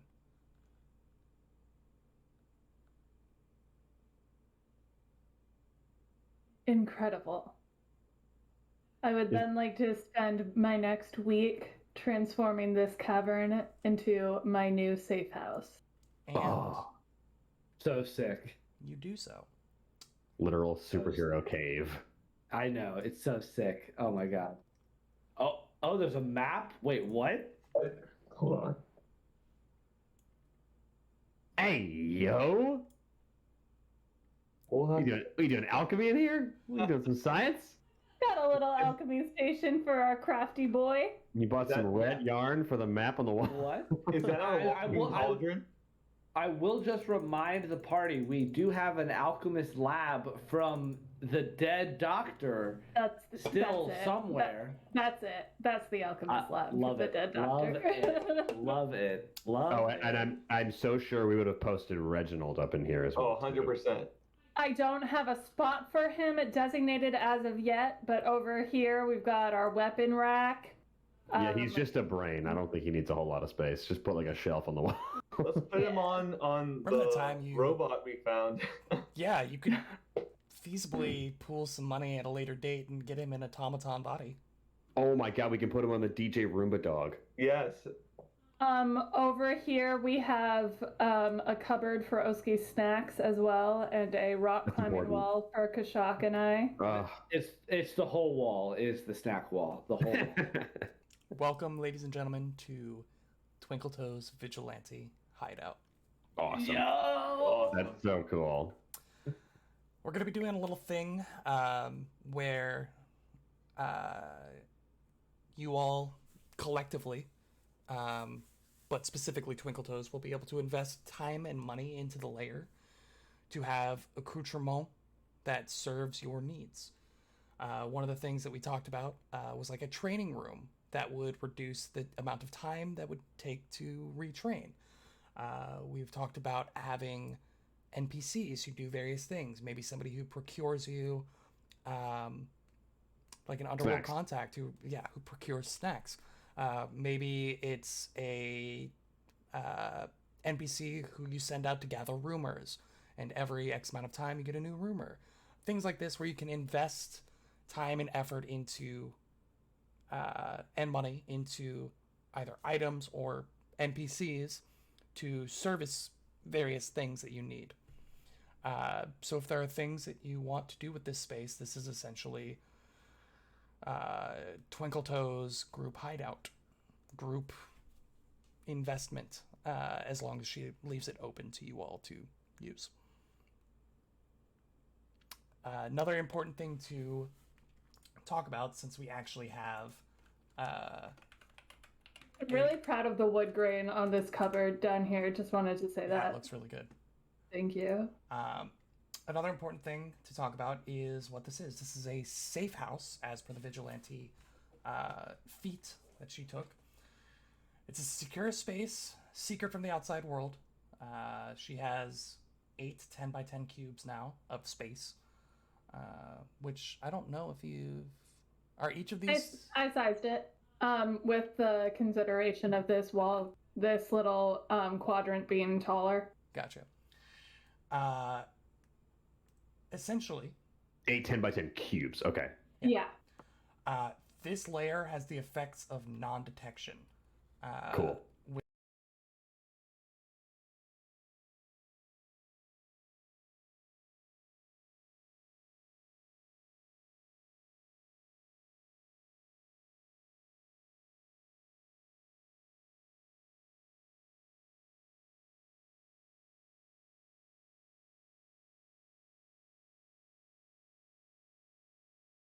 Oh, and that's super high, right? Just her deception modifier. Yeah, Yeah. just that little. Just a really high DC, yeah. And to be clear, this was the square in Eastgate that y'all were talking about earlier, right?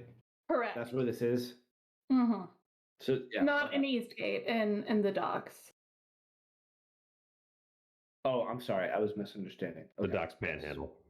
Yes. It's like right at the corner, the intersection of the docks, Eastgate, and the Precipice Quarter. Yeah. Yeah. Okay.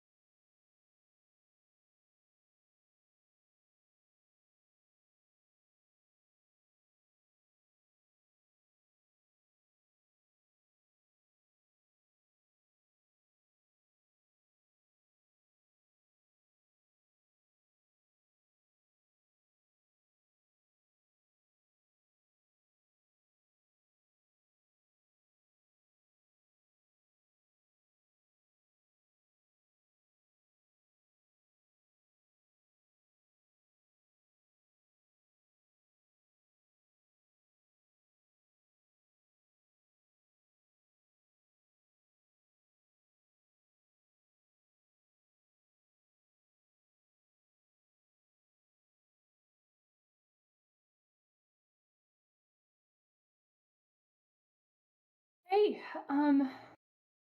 all right.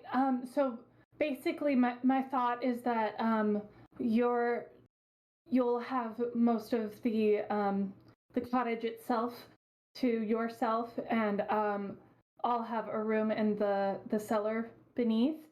And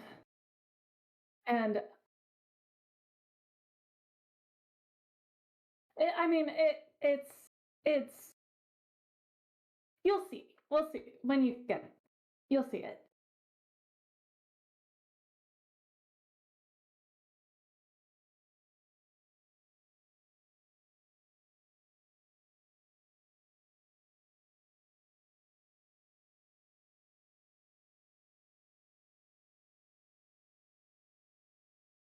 Mm-hmm.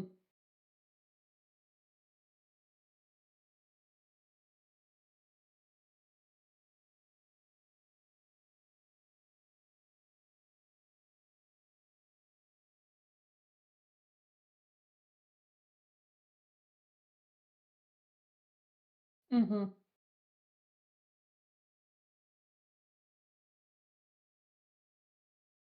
Mm-hmm.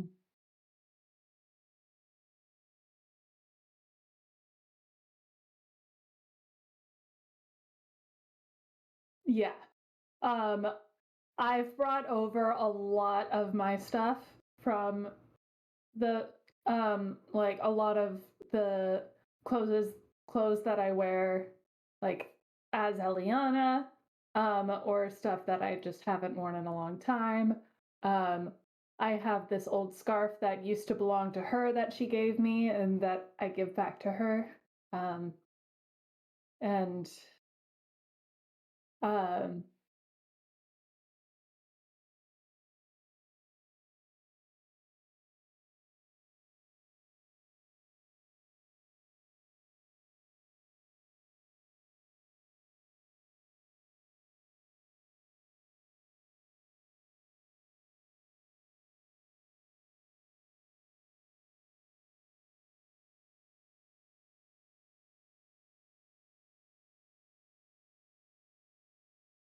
mhm.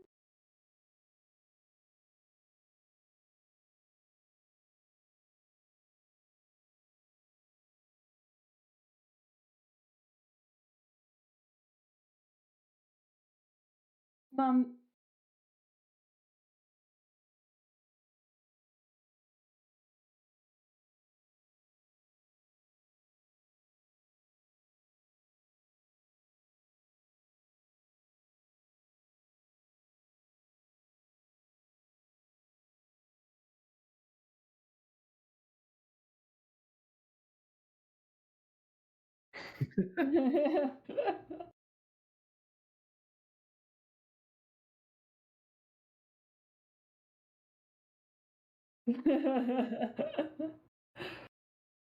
Yeah, 30 square feet or 300 square feet for halflings is like Mansion.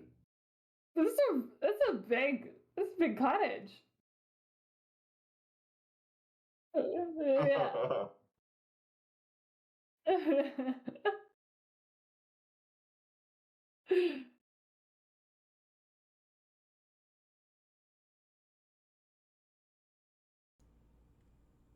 My audio was off. Hopefully not for too long. I didn't touch anything, so I don't know how that happened. Uh, anyway, we see as we kind of zoom in onto the table in the middle that she is just wringing her hands and kind of just looking at the table. She just says, It's been a hard couple of years, Eliana. See, when you were brought in for the trial and taken away, well, the city repossessed everything from the employer and your former employer, but soon after,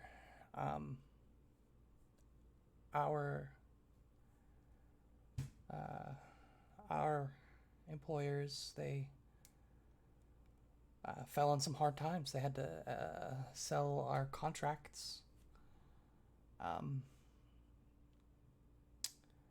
and we bounced around a few times, but well, eventually the remainders of our time was purchased by Lady Seicha. She's Chilaxian noble. In town, she actually is the overseer of the brine. And we were put to work in, well, not the best conditions in the brine, cleaning up after inmates and cooking and repairing. Well, it was miserable. We were treated as if we were prisoners ourselves. And we couldn't go anywhere. We slept in the prison, couldn't leave, ate in the prison, worked in the prison. We were prisoners in all but name.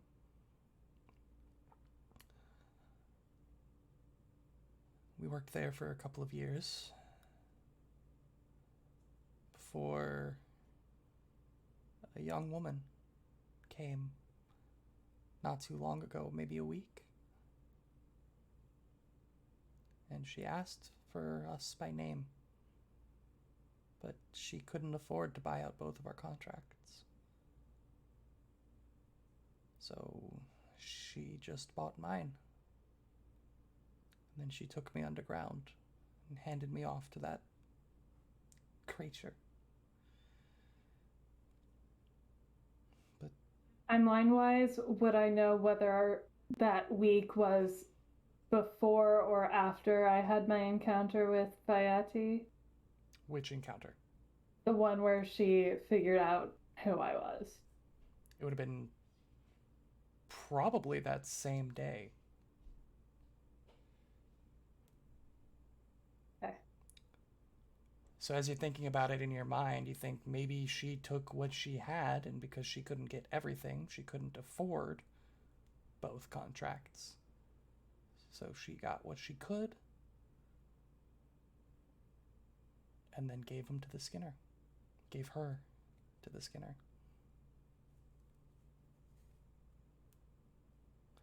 But, well, your father, he's still there at the brine. I hope. I don't know. Yeah. I found 2 posters of you both, as well as several of me. And Dad's had a big X through it. I thought he was dead. No. He's, well, again, I haven't seen him in a week, but Lady Seicha wouldn't kill us. Well, she enjoyed making us work too much. No, he should be okay. It's just not in the best circumstance. We'll get him out. Okay.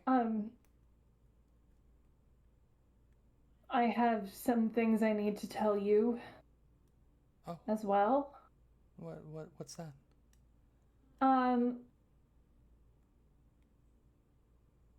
Do you remember the group of people that saved you? The big Iruxi fellow and the orc and, well, I'm not sure what the third one who that was, but yes, I remember your friends. Oh, so you know they're my friends. Well, I'm assuming that you didn't hate them. Well, okay, but do you remember the 4th person that was with them? The 4th person that was with them. The halfling woman that, like... Oh, yes. She, yeah, So that's me too.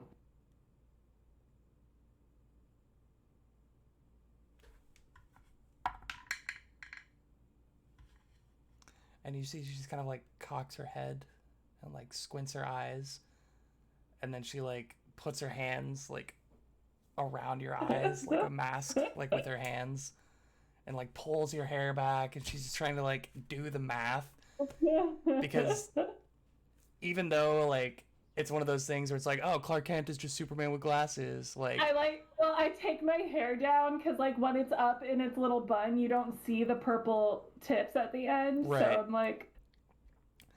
But she's, like, doing this mental calculus because your DC to recognize is so ridiculous. But, like, if we were to just, like, do a side-by-side comparison, it would be pretty close. So Easy. Yeah. So she's doing this, like, mental calculus. She's just like, oh, that was you the whole time. Yeah, so, yes. You know I don't know how to use a crossbow, right? I didn't know whether you'd picked it up or not, but I didn't want to leave you there undefended.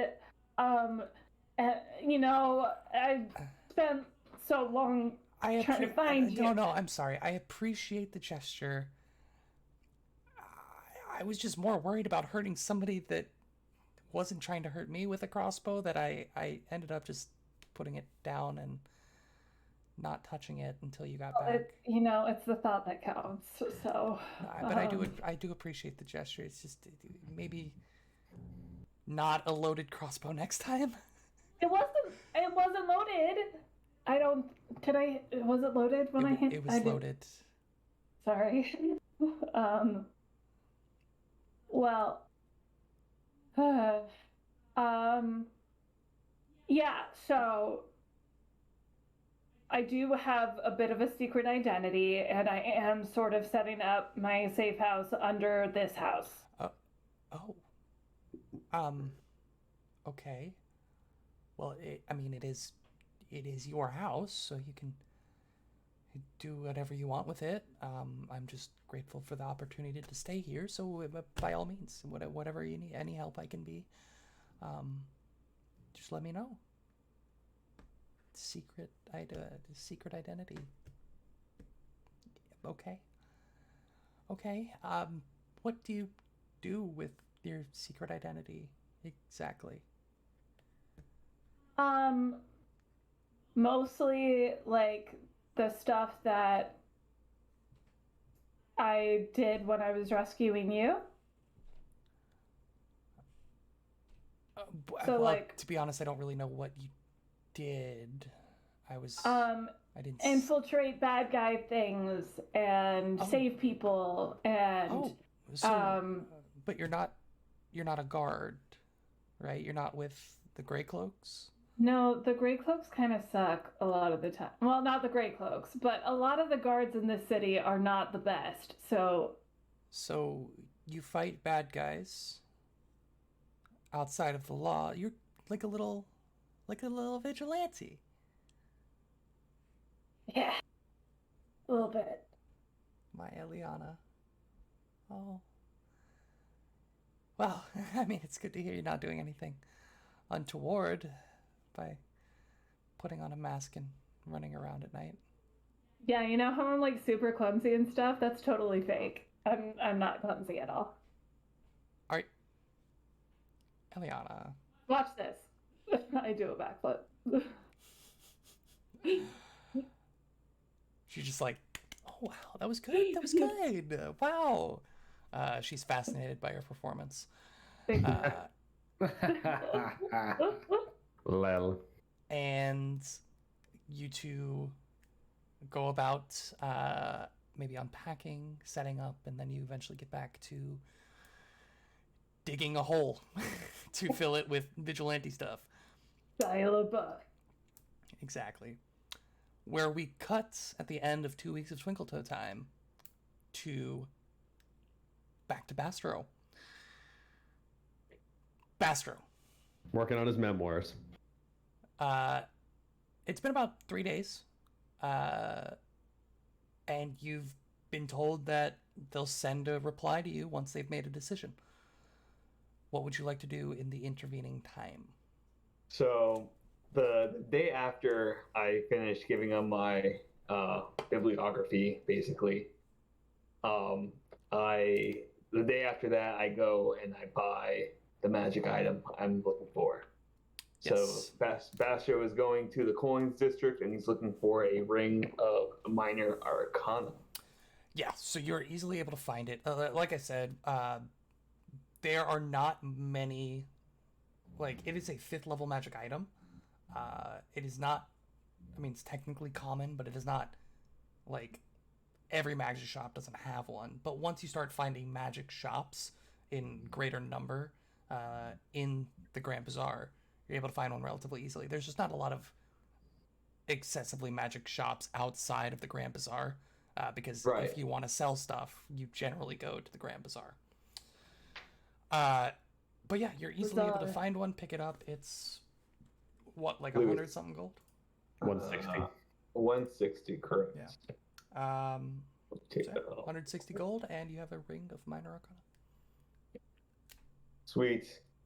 And this will just let you prepare different cantrips daily. So the ring of minor arcana grants me 3 different cantrips: detect magic, mage hand, and prestidigitation. Can never say Did that. you already have all those? Did you already have those? I had detect magic, but what this means is I can prepare a different cantrip now in place. Got of it. detect. Okay, got it. So I'm expanding my cantrip list. Right now I have a total of 10 cantrips I can cast. Now that I have that ring, yeah. Yeah. 10. It's kind of What? nuts. I have those 3 from the ring. I have shield that I get from my witch archetype, and then I have spout from one of my items that I have on me. And then you can prepare 5 of them every day. That's crazy good. Yeah. Yep. And So there's I an can- all Those whole heightened. feat trees that let you do cantrip expansion and stuff like that. So you're breaking the system there. That's awesome. And then for the rest, until he hears any word from the Pathfinder Society, Bastar's just going to earn income each and every day. He's just making himself busy and trying to exhaust himself so he can just like fall right asleep as soon as he gets home. What are you doing to earn income? Hard manual labor. No. It's gonna be athletics. Actually, yes, that is actually what Bastard would do. Hard manual labor. He'll be working at the docks, helping. 0 point for Jack. I knew it. Helping move cargo or something. He's just utilizing his newfound strength at this point. Okay. Absolutely. What level are you now? I am level 9. Are you sure? Level 10 if you want. If we're. I was thinking 15. Level 15. I'll take level 20. I was thinking 7 for some reason. You were thinking wrong. Where is? Oh, I should probably just look it up. Earn income. So you want to use your athletics? Correct. You are level 9. What level of expertise or what level of proficiency do you have in athletics? I am a master. You're a master in athletics. I'm a beefy boy. Wow. That 4 gold. That Yeah. 4 gold is what you're going for. Amazing. 4 gold a day. We gotta. I'll rack up. So go ahead and roll an athletics for me. That's a 30. 30. Okay. That is a regular success, netting you 4 gold for your day's efforts. And you can continue to work subsequent days without needing to roll again, and you will earn the same amount. So you work at the docks for a total of 3 days, earning you 12 gold. Nice. And you come back to the apartment just exhausted. Like you said, you were working yourself to the bone so you could just fall to bed and go to sleep. But you notice that there is, and maybe Oski or Twinkletoes catches you because there is a letter for Bastro when you get home. Oh. And on the letter, it just says, it has a little envelope. It says Bastro on the front. You flip it over, and it's got just a wax seal with the Pathfinder Society symbol emblazoned on it. Open it. You open it, and it says, Bastro Baltoran. Your presence is requested at the Grand Lodge at your earliest convenience. Signed, Drandel Dreng, Venture Captain of the Pathfinder Society. There you go, Bastro. They could be summoning me just to tell me in person that they're rejecting me. So we don't know yet. I want to see the look on your face when all your hopes and dreams are that's crushed. They want to personally see, your dejection. It's like when you're applying for college and you get, either a tiny letter or a big packet, and you're like, I wonder. Yeah. Yeah. Crazy. So that's the That's end of true. your 6th day. So 7th day, he goes straight to the lodge. And you make your way once more to the main hall. And you see Drendel sitting behind a table. There's a little line in front of him. There's like 2 people. There's like a goblin and a gnoll. They're just in line. And he's like checking out the papers. He stamps the goblin's page, passes it back to him.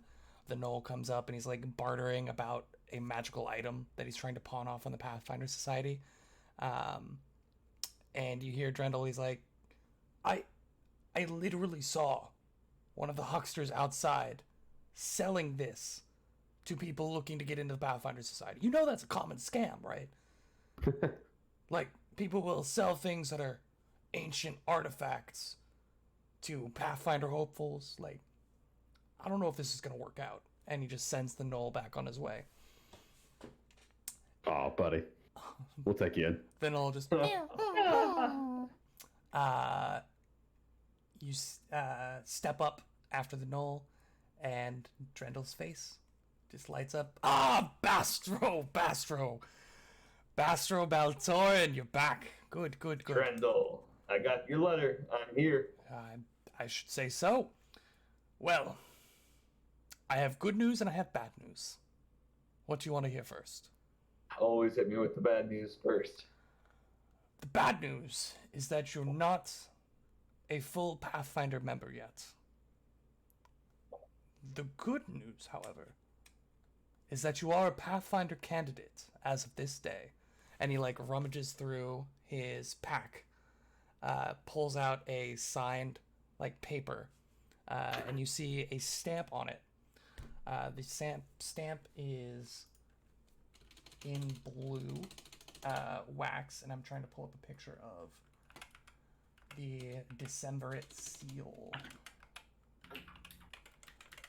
But the Pathfinders have an anonymous council.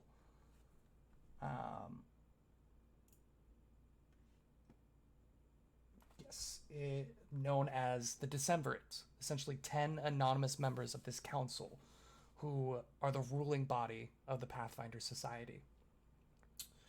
And they make council in this building, in the Grand Lodge of Absalom.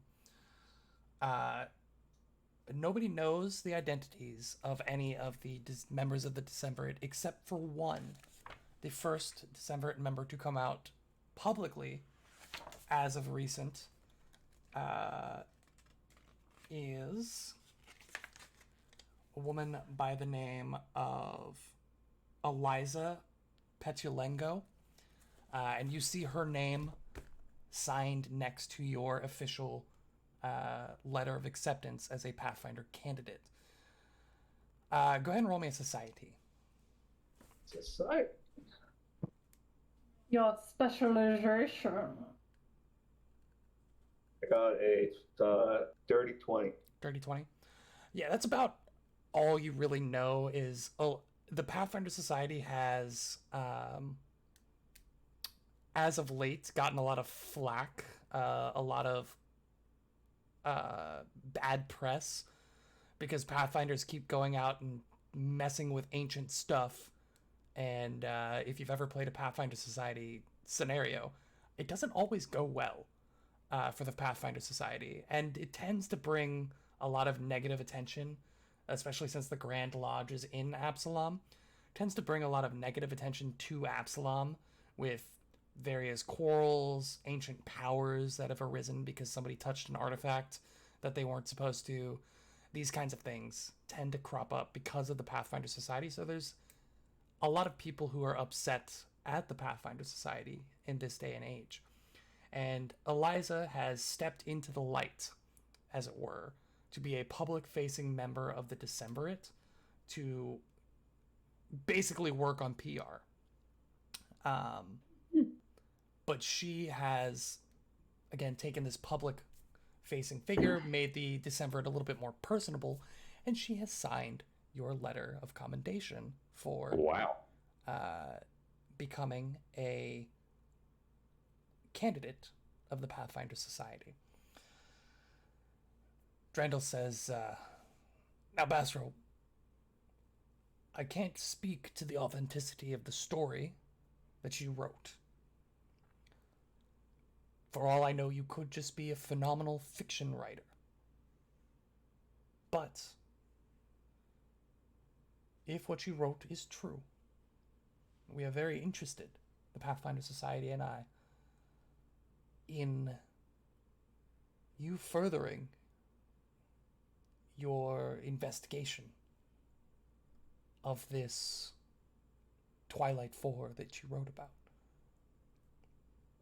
We'd even be willing to expedite your membership, as well as provide aid in getting to the bottom of this. Because certainly a cult of Norgobites worshipping in secret and setting up various blood cults and murder cults in our very own city. It's not good for business, as you may say. Not So, good for anyone, right? if you can continue with your friends and to looking in to what is going on here, we could certainly expedite your application and provide aid. And we are interested in doing so. Listen, we appreciate all of the aid we can get, and expediting my membership is not even that important as long as we get to the bottom of this devilish secret society. I would agree. What kind of aid would you be willing to give us, though? We have a number of both Pathfinder agents as well as Pathfinder friendlies in the area in Absalom who may be able to gather information, who you may be able to call on for aid, for safe housing, lodging. We have membership discounts at various stores. You will find many benefits to being a Pathfinder that I couldn't even list them all off the top of my head if I wanted to. So, as a candidate, I can still benefit from these discounts and stuff, or do I have to wait until I'm a member? Usually it requires membership. Gotcha. But from what I'm seeing in what you've written, it seems that this gang that the prisoners were talking about, that Jinbi mentioned in your writings, the washboard dogs of the docks, I think they would be a good place to begin your investigation further. It seems a good lead to have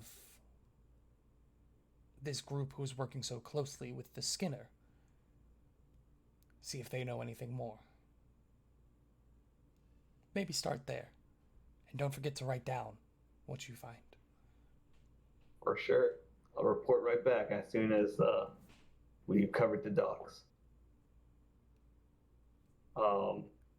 Very good. Thank you very much. Not Drendel. What was his name again? Drandel. Was that right? Yeah. Drandel? Drandel Drang. Drandel Drang. Drandel Drang. Now, do candidates get any sort of benefit from the Pathfinder Society? Like maybe that you guys have access to different types of knowledge or magic items, anything like that?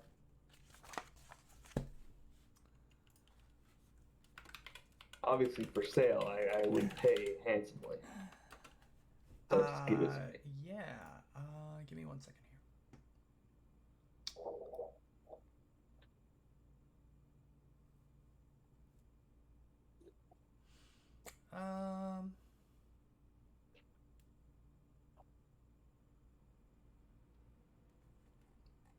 He will pull out from his pack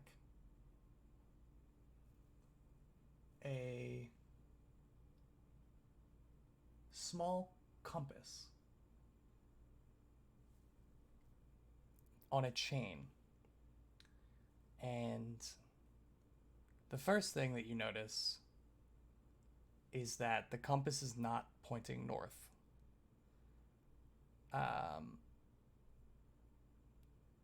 Because as you're kind of getting the lay of the land relative to the compass, you're like, no, that's definitely facing pretty like northeast. Like, is something wrong? And he holds it out to you and says, this is a wayfinder. It's a compass that doesn't pull towards the magnetic poles, but instead points to the Starstone at the heart of Absalom. No matter where you go in this world, you'll always be able to find yourself back here. It can also be used in conjunction with Aeon Stones, from the Aslanti Empire to increase their magical capabilities. And this one, and he like interacts with it real quick, and it starts shining light. Cast light, and he gives it to you. Cantrip number 11. All right. Thank you so much for this. So many cantrips. Unfortunately, Jasper starts like spinning around, like watching the needle just keep pointing towards the starstone. he just messing with says, it. unfortunately, the